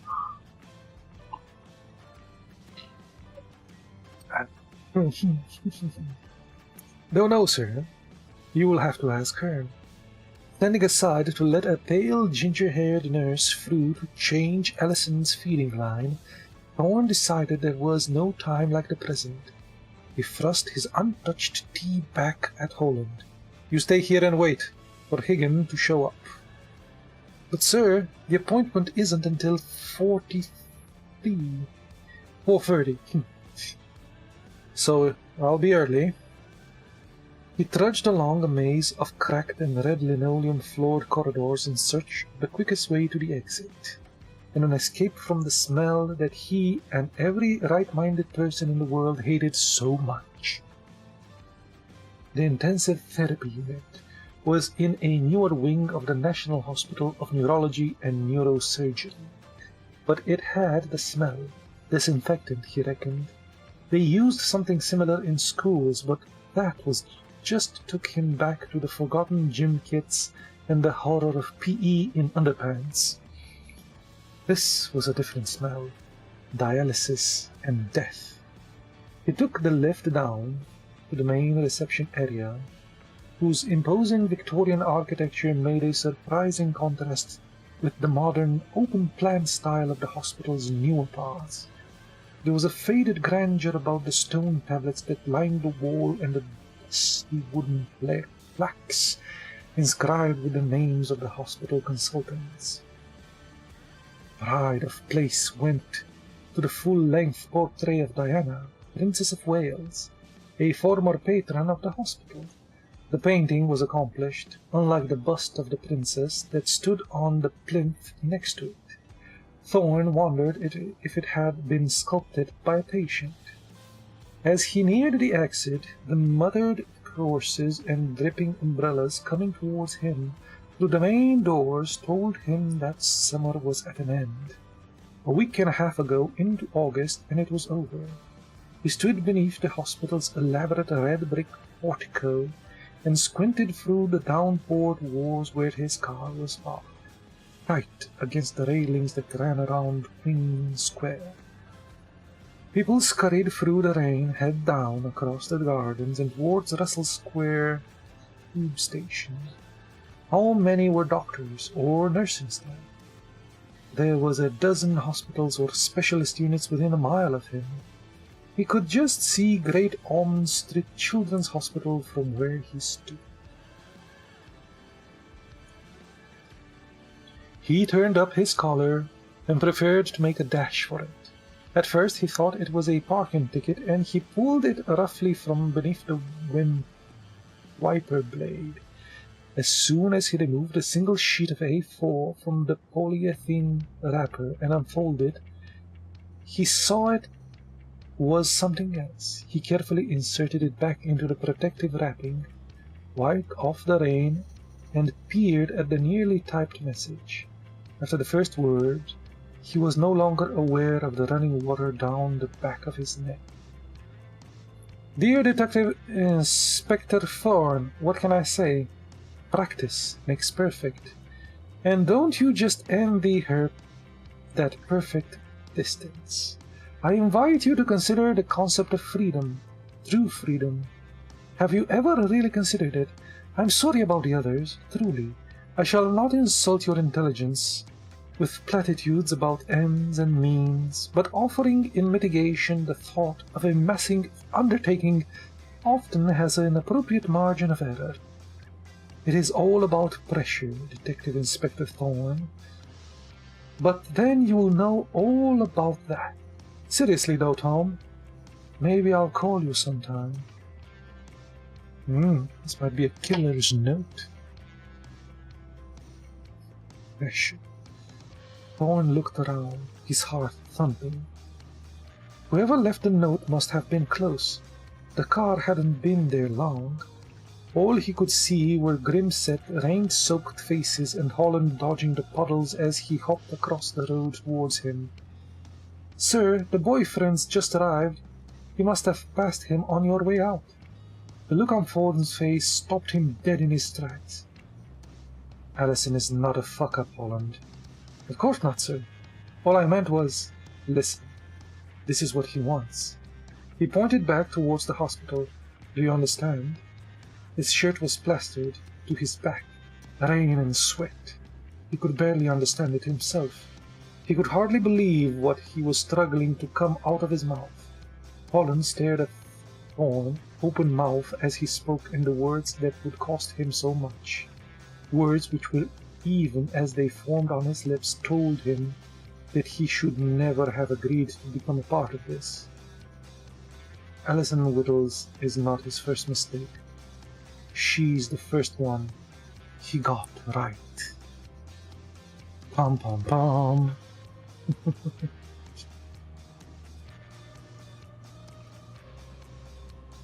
So he killed the others by accident, improving his skill.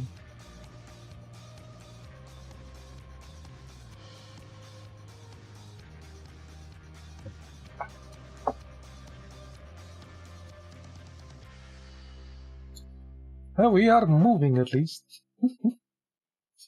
at maximum speed all the way from here to here. I'm sure most people play this game in the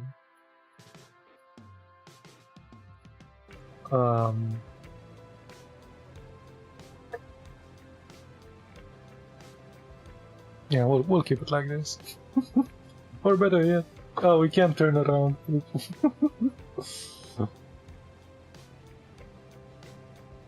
I'll just keep it like this, I guess.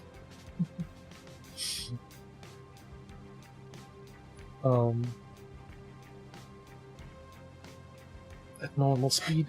But I guess you have to have normal speed at least to explore the place before you go get there, right? That's what it said. You need to explore it before you get there.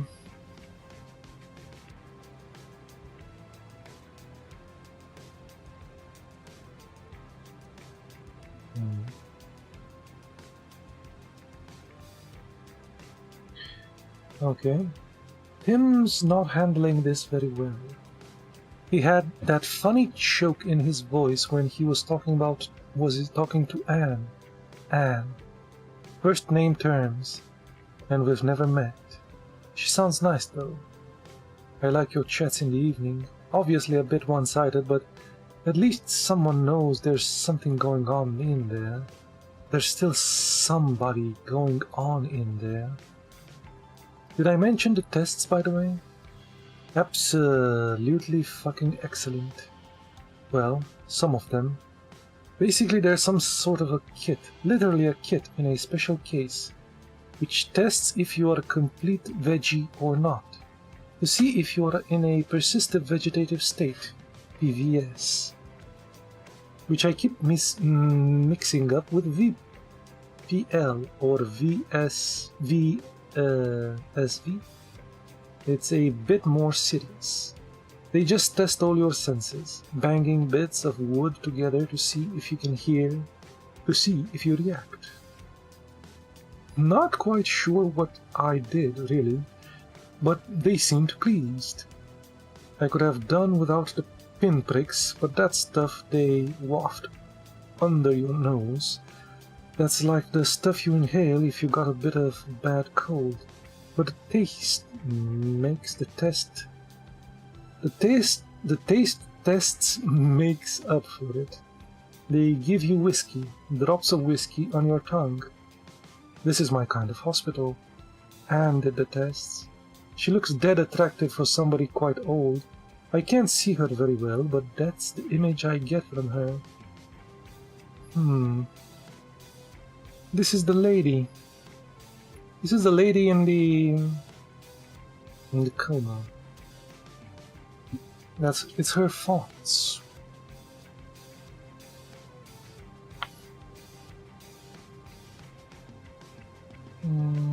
More like the shadows of shapes. And some of those shadow shapes are definitely policemen. He sounded really nervous when he was talking to one of them. He was pretty young, I reckon. The man outside the house with a bottle of champagne did what? Turned me into a pretty dull conversationalist. But what else? Hurt me somewhere, but nothing feels like a wound. Everything feels like a scar. Did he touch me? Will he be the last one I ever touch me? Come on, Tim. I'm alive. I'm still here. More or less. You're cracking up. And I'm the one singing Girlfriend in a Coma to myself. It was nice that Carol and Paul came in. Christ. I hope all this business doesn't bugger up the wedding. Well, she is fine. In this vegetative thing. Persistent something. Chapter 2. Are we looking at a doctor? As soon as he asked the question, Thorne knew that Holland would be thinking. It was undeniable that Anne Colburn was the sort of doctor most men would look at, about whom most men would contrive painful jokes about cold hands and bedside manners. She was tall and slim, elegant, he thought, like the actress who was in The Avengers, and plays the old sapper in that sitcom. The Avengers? How old is this book? Oh.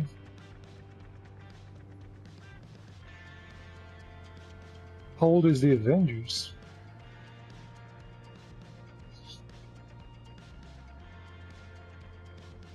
Who knows?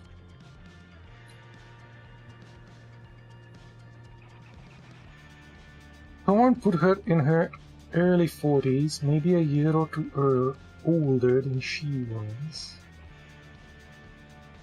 Although the blue eyes suggest that her hair might once have been blonde, she liked it the way it was now, short and silver. Perched on the edge of a small, cluttered desk, drinking a cup of coffee, she seemed almost relaxed, by comparison with the day before at any rate. She sent him away from the Royal Free with a flea in her ear. Thorne could still hear the laughter of the 30-year-old medical students as she trudged away up the corridor. It was evidently a treat to take a short break from brain scans to watch the teacher give a high-ranking police officer a thorough bollocking. Anne Coburn did not like to be interrupted.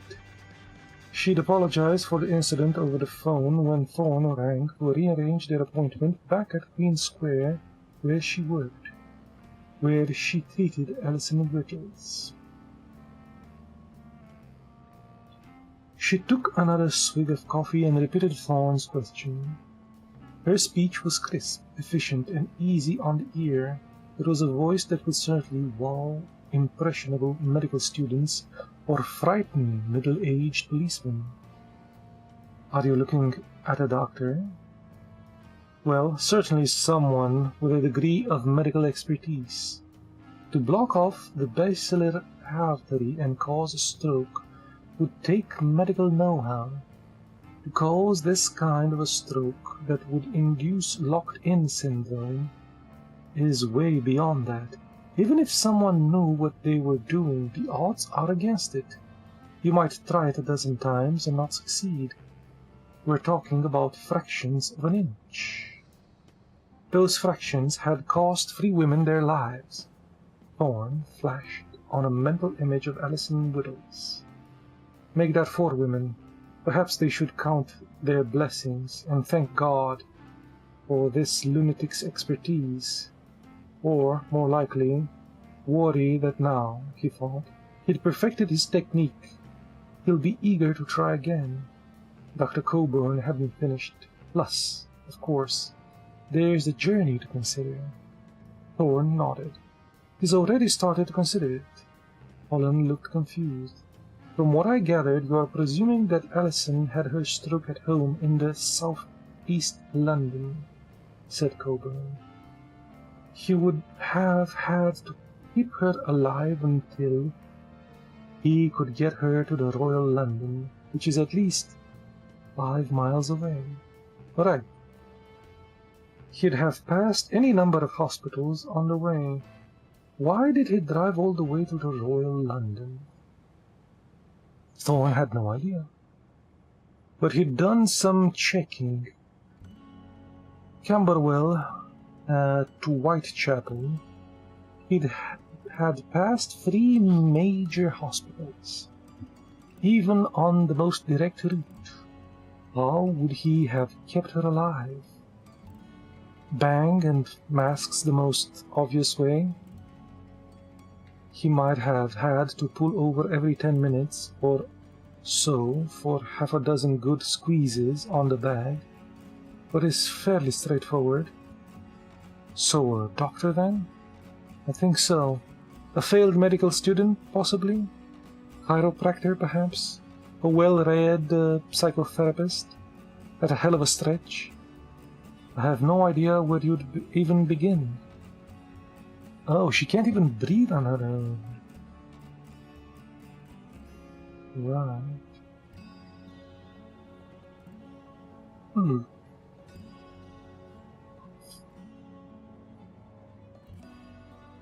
Holland stopped scribbling in his notebooks. A hypodermic needle in the haystack? Coburn's expression told Thorne that she'd found it about as funny as he had. You'd better start looking for it then, Holland, Thorne told him. I'll see you tomorrow. Get a cab back. Every step that he and Dr. Coburn took towards Alison's room filled Thorne with something approaching dread. It was a terrible thought. but he would have found it easier had Allison been one of Hendrik's patients. He couldn't help but wonder if it might not have been easier for Allison too. They walked through the Chandler wing, then took the lift to the second floor and medical ITU. That's elevator for America. The lift is an elevator. You don't like hospitals, do you, Detective Inspector? An odd question. Thorne couldn't believe that anyone liked hospitals. I've spent too much time in them. Professionally, or... She didn't finish the question because she couldn't. What were the right words? On an amateur basis. Thorne looked straight at her. I had a small operation last year, but that wasn't it. And my mother was in the hospital a long time before she died. Colburn nodded. Stroke. 3 of them, 18 months ago. You really do know how brains work, don't you? She smiled. He smiled back. They stepped out of the lift. By the way, it was a hernia. The signs of the wall fascinated Thorne. Movement and balance. Serenity and dementia. There was even a headache clinic. The place was busy, but the people they passed as they moved through the building were not the usual walking wounded. He saw no blood, no bandages, or plaster casts. The corridors and waiting areas seemed full of people moving slowly and deliberately. They looked lost or bewildered. Thorne wondered what he looked like to them. Much the same, almost certainly. They walked on in silence past a canteen filled with the casual chatter that Thorne would have associated with a large factory or an office building. He wondered if they ever got that smell out of the floor. What about doctors? Are we on your shit list? For a ridiculous second, he wondered if she was coming on to him. Then he remembered the faces of those bloody medical students. This was not a woman about whom he could presume anything. Well, not at the moment, anyway. Too many of them are responsible for putting us on this. For you to start. I think my husband can take credit for that. Her tone was brisk, without an ounce of false modesty. He caught Thorne's fleeting glance towards where a wedding ring should have been. Soon-to-be ex-husband, I should say. It was a chance remark, really. One of those more civilized moments in a rather bloody "how shall we handle the divorce" sessions. It's getting dark. What time is it? Getting dark at 8?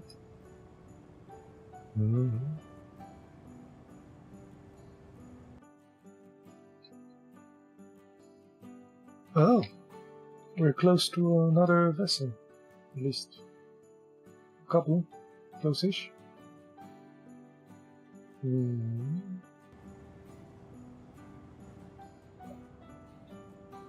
Oh, they have lights.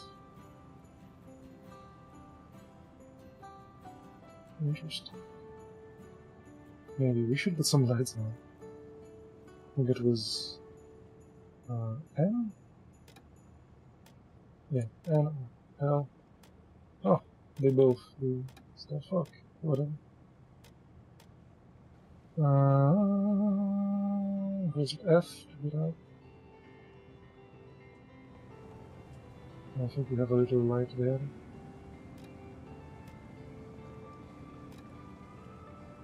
Oh, that starts that. And the N probably starts the one in the front. What is here? Get out. We have a look. Yeah. It's not as good though. Yeah, so one is that light over there, and one is this one.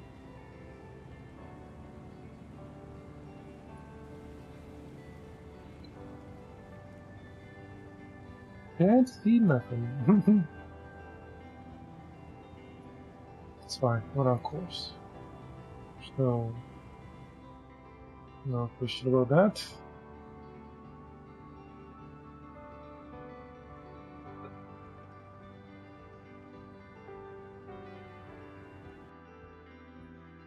And the autopilot will guide us.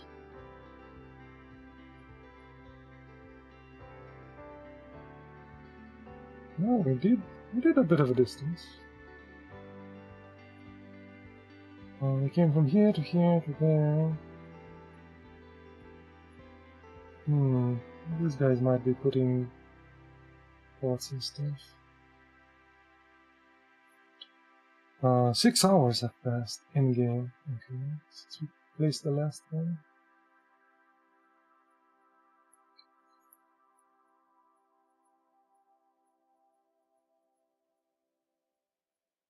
Okay.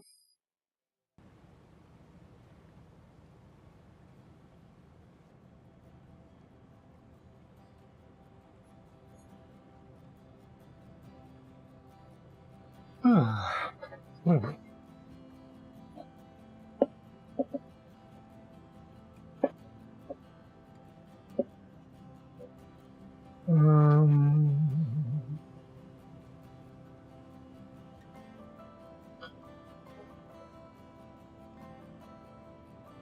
Oh yes. The bloody how shall we handle the divorce sessions. Thorn looked straight ahead, saying nothing. Christ, he was so English. What about the China? Who keeps the cat? Do you hear about the lunatic who's stroking out women all over London? You know, that sort of a thing. Phobia, death, divorce. Thorn wondered if perhaps they should have moved on to the crisis in the Middle East. 48 hours after she was brought in, we gave Allison an MRI scan.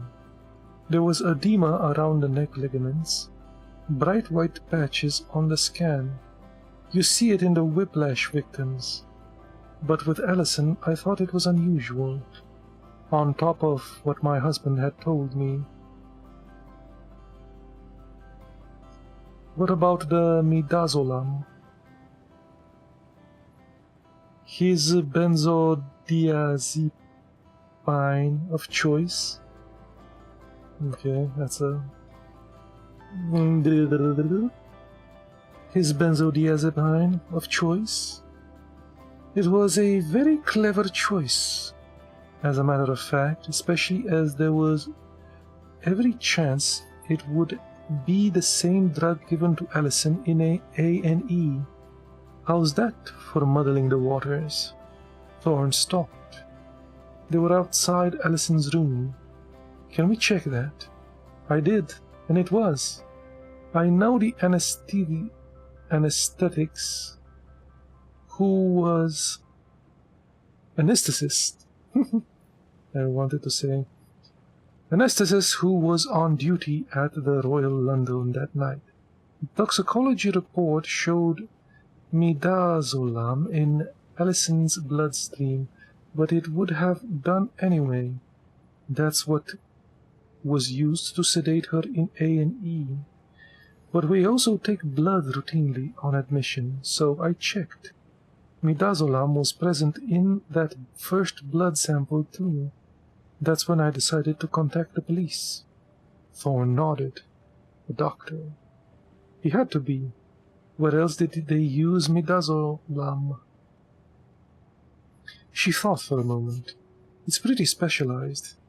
ITU, A&E, anesthetics. That's about it. Where's he getting it from? Hospitals? Can't you get this sort of a stuff over the internet? Not in these quantities. Thorn knew that this would mean contacting every hospital in the country for recorded thefts of midazolam. He wasn't sure how far to check. 6 months, 2 years. He'd err on the side of caution. Besides, he was sure Holland could use the overtime. Coburn opened the door to Allison's room. "Can she hear us?" Thorne asked. She brushed Allison's hair off her face and smiled at him indulgently. "Well, if she can't, it's not because there's anything wrong with her hearing." Thorne felt himself redden. Idiot. Why did people whisper at hospital bedsides? To be honest, I'm not sure. The early signs are good. She blinks to sudden noises, but there are still tests to be done. I talk to her anyway.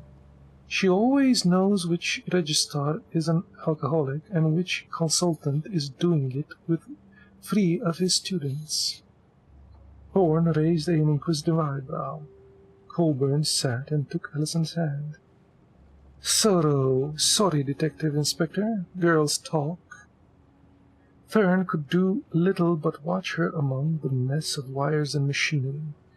Wires and machinery with a young woman attached. He listened to the hiss of Allison's ventilator lungs, and felt the throb of her computerized pulse.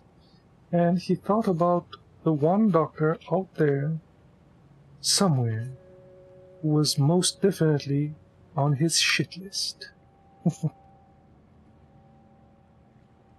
He sat on the tube that's the metro, trying to guess how much longer the businessman opposite him had to live. It was a game he greatly enjoyed. It had been such a wonderful moment the day before when Thorne had looked straight at him. He hadn't really seen him. It had been no more than half a second, and he was just a passer-by, with his hood up, but it had been a lovely bonus. He took on the policeman's face, had told him that he'd understood the note. Now he could relax and enjoy what had to be done. He'd lay in a bath, then when he got home, and think about it some more. He'd think about Thorne's face, when he'd grab a few hours of sleep. He was working later on. The man opposite looked flustered. Another tough day at the office. He had a smoker's face, pale and blotchy.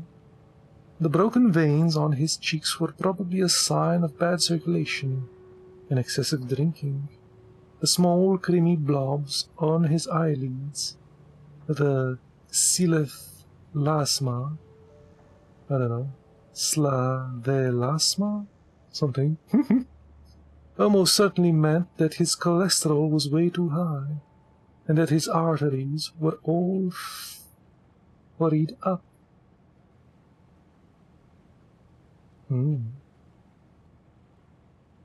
The businessman gritted his teeth as he turned the pages of his newspaper. He gave him 10 years at most. I guess the killer is assessing who to murder and stuff.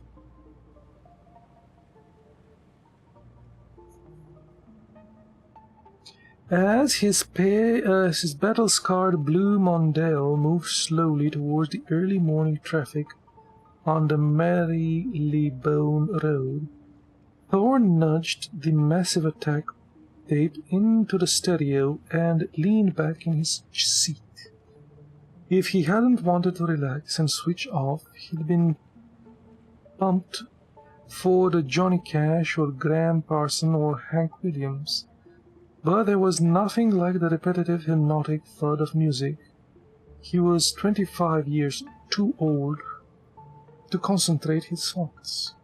As ever, when the mechanized beat of unfinished sympathy started thumping from the speakers, he pictured the incredulous look on the face of the teenage assistant in R.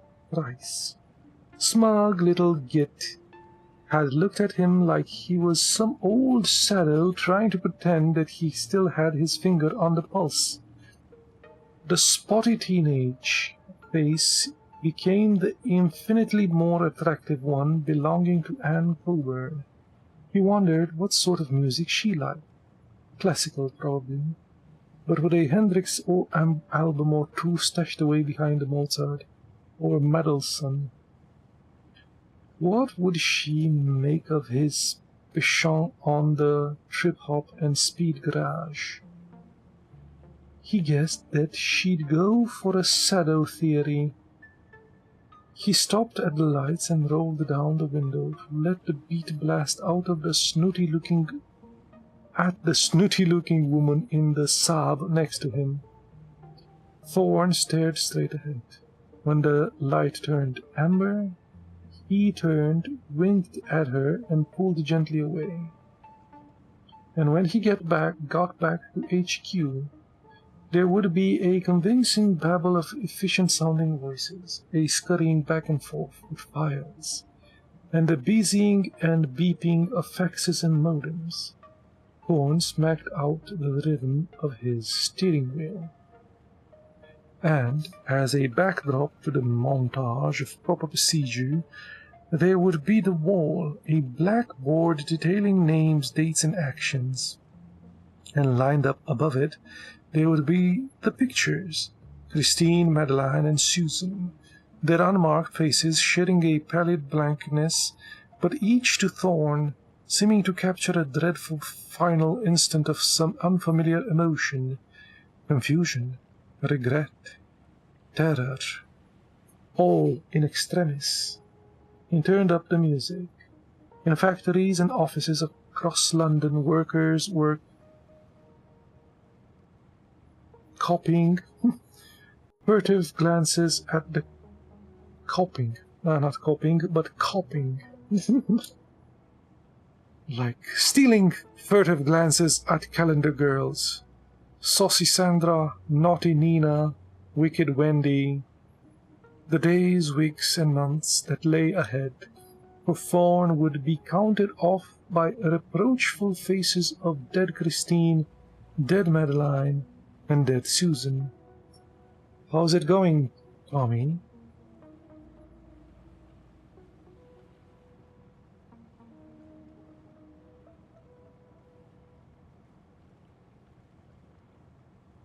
Christine Owen,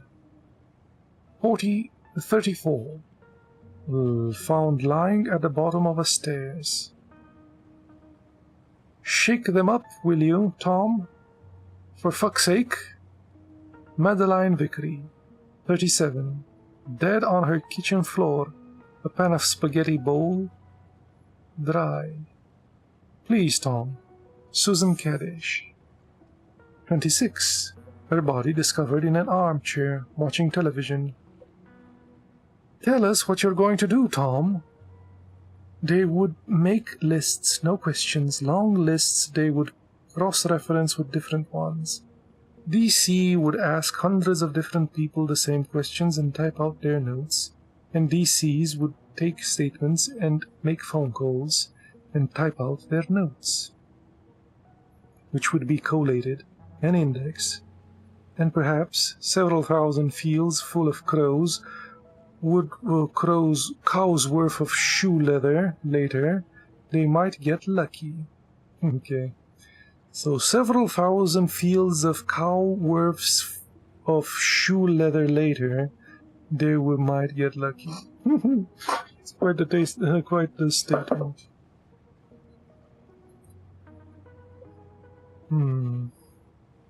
Sorry, girls, nothing yet. They weren't going to catch this bloke with procedure. Thorne could feel it already. This wasn't the convenient copper hash of a thriller writer. He knew it.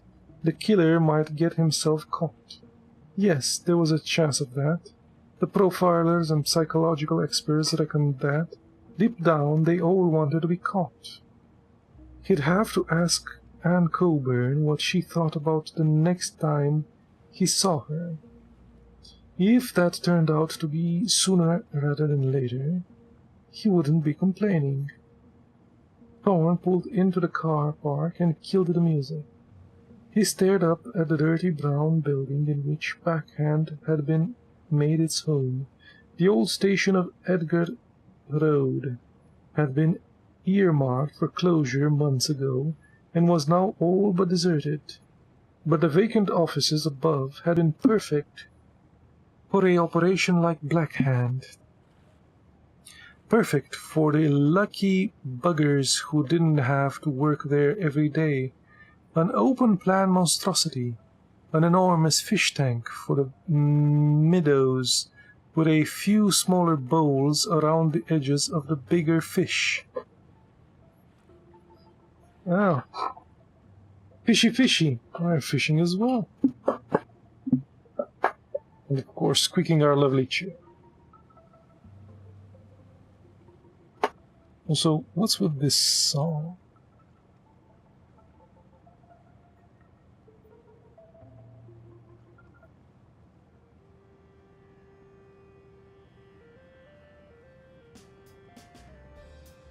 For a moment he was deeply afraid to go in.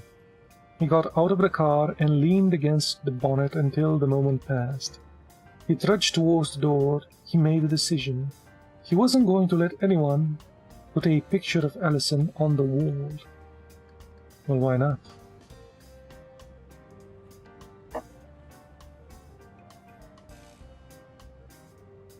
We're a bit wobbly.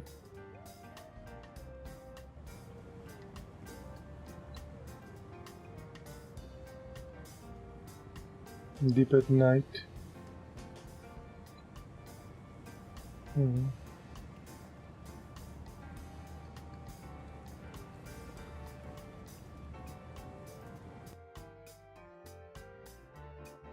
we're passing pretty close to this. I guess there's like a boat anchored there. It's like a little refuge. Oh man, that's a lot. How many hours did this thing go? 8 hours. I guess it's fine because it takes like so it took us like half this thing to 8 hours. Maybe another 8 hours here, that would be 16. Can we get it back in time? With another 16. That'll be 32.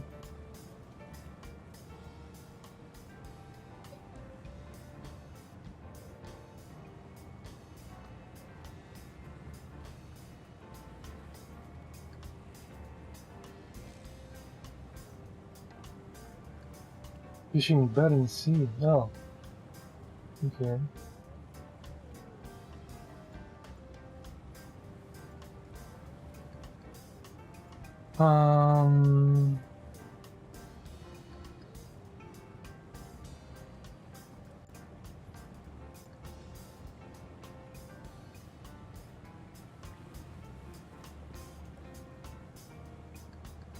Yeah, we'll get there when we can, I guess. What can you do?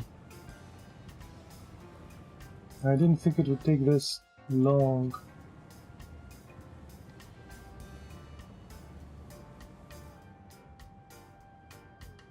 But it does. It does take some time.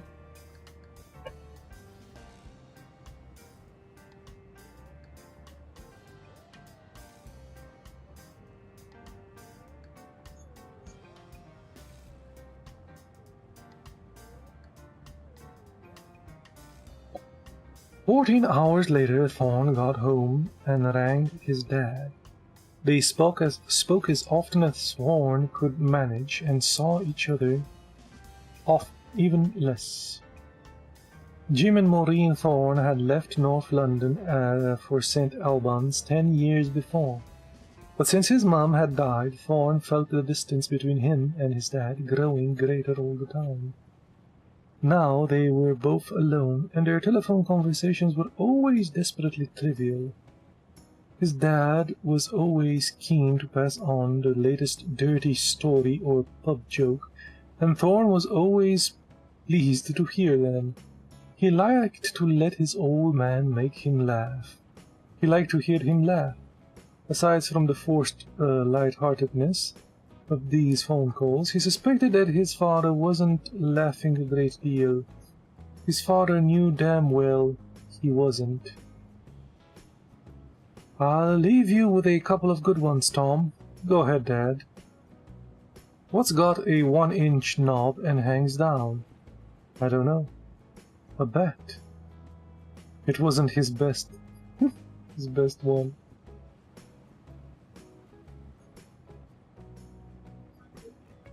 What's got a 9-inch knob and hangs up? No idea. His dad put the phone down. Okay. Now, that's clever. He sat down and, for a few minutes, he said nothing. Then he began to speak softly. Perhaps, in retrospect, the note on the windscreen was a little showy. It was not like me, really. It's not like that. I'm not like that sort of person. I suppose I just wanted to say sorry for the others. Well, if I'm being truthful, I must admit that part of me wanted to boast just a little, and I think Thorne's a man I can talk to. He seems like a man who would understand how proud I am about getting it right.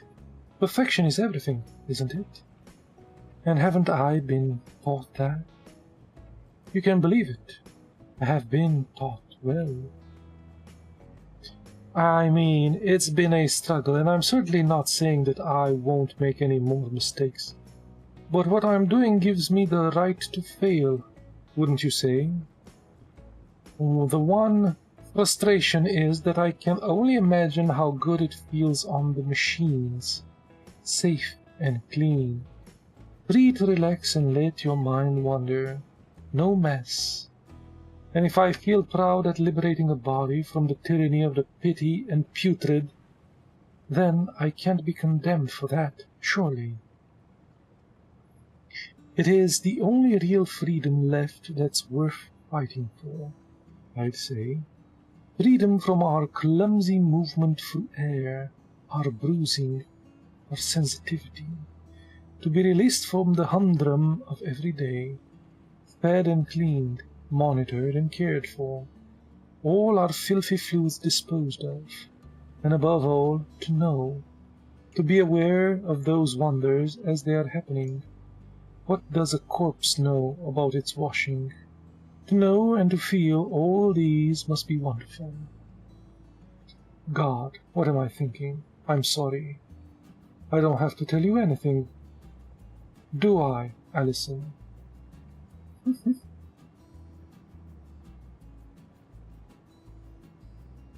Yeah, he's talking to the girl. He went visiting, perhaps?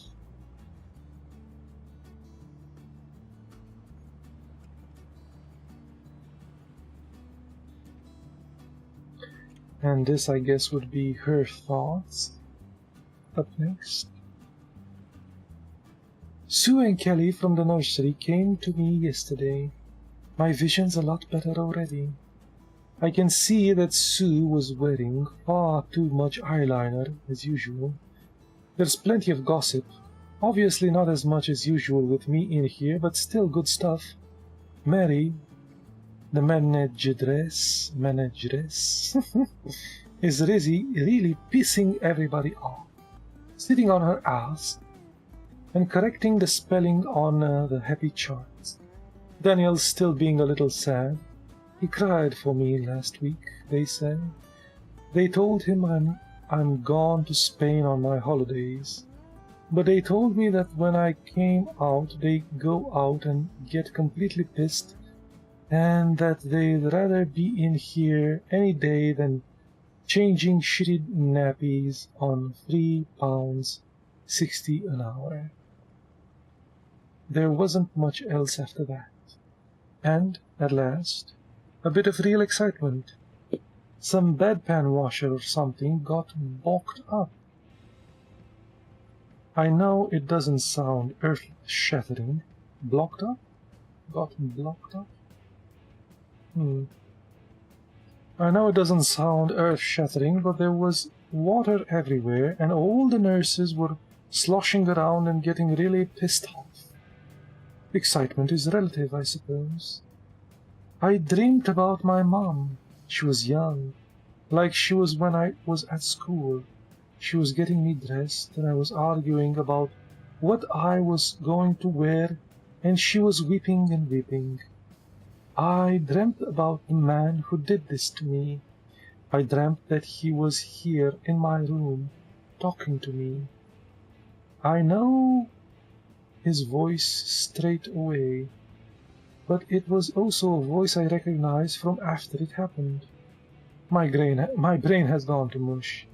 He sat by my bed and squeezed my hand and tried to tell me why he'd done it, but I don't really understand.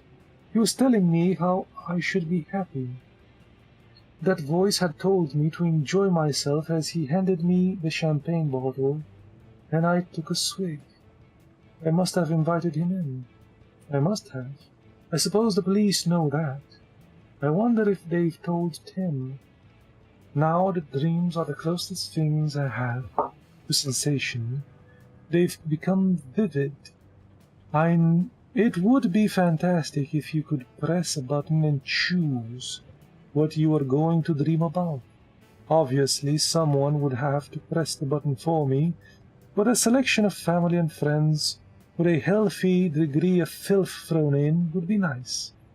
Mind you, once you've been fucked to this degree, a shag is neither here nor there, really, is it? And with that, we end chapter 2.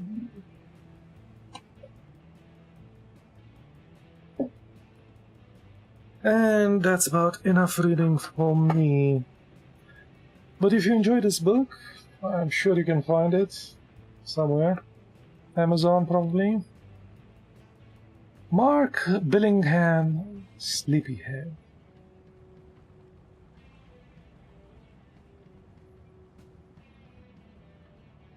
There. It's like an advertising now. So, yeah, we read like 30 pages out of 423. Well, yeah, maybe less. I didn't read the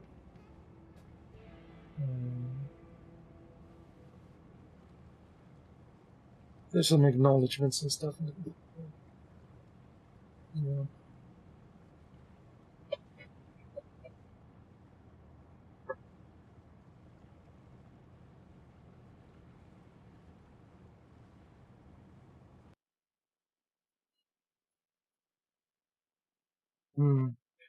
It's going to take maybe less than an hour to get to this place. Yeah,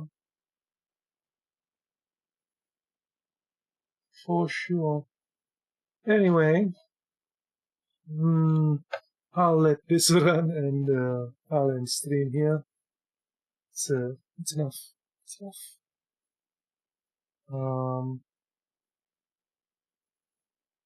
Thank you for stopping by, if anybody stopped by, and bye-bye.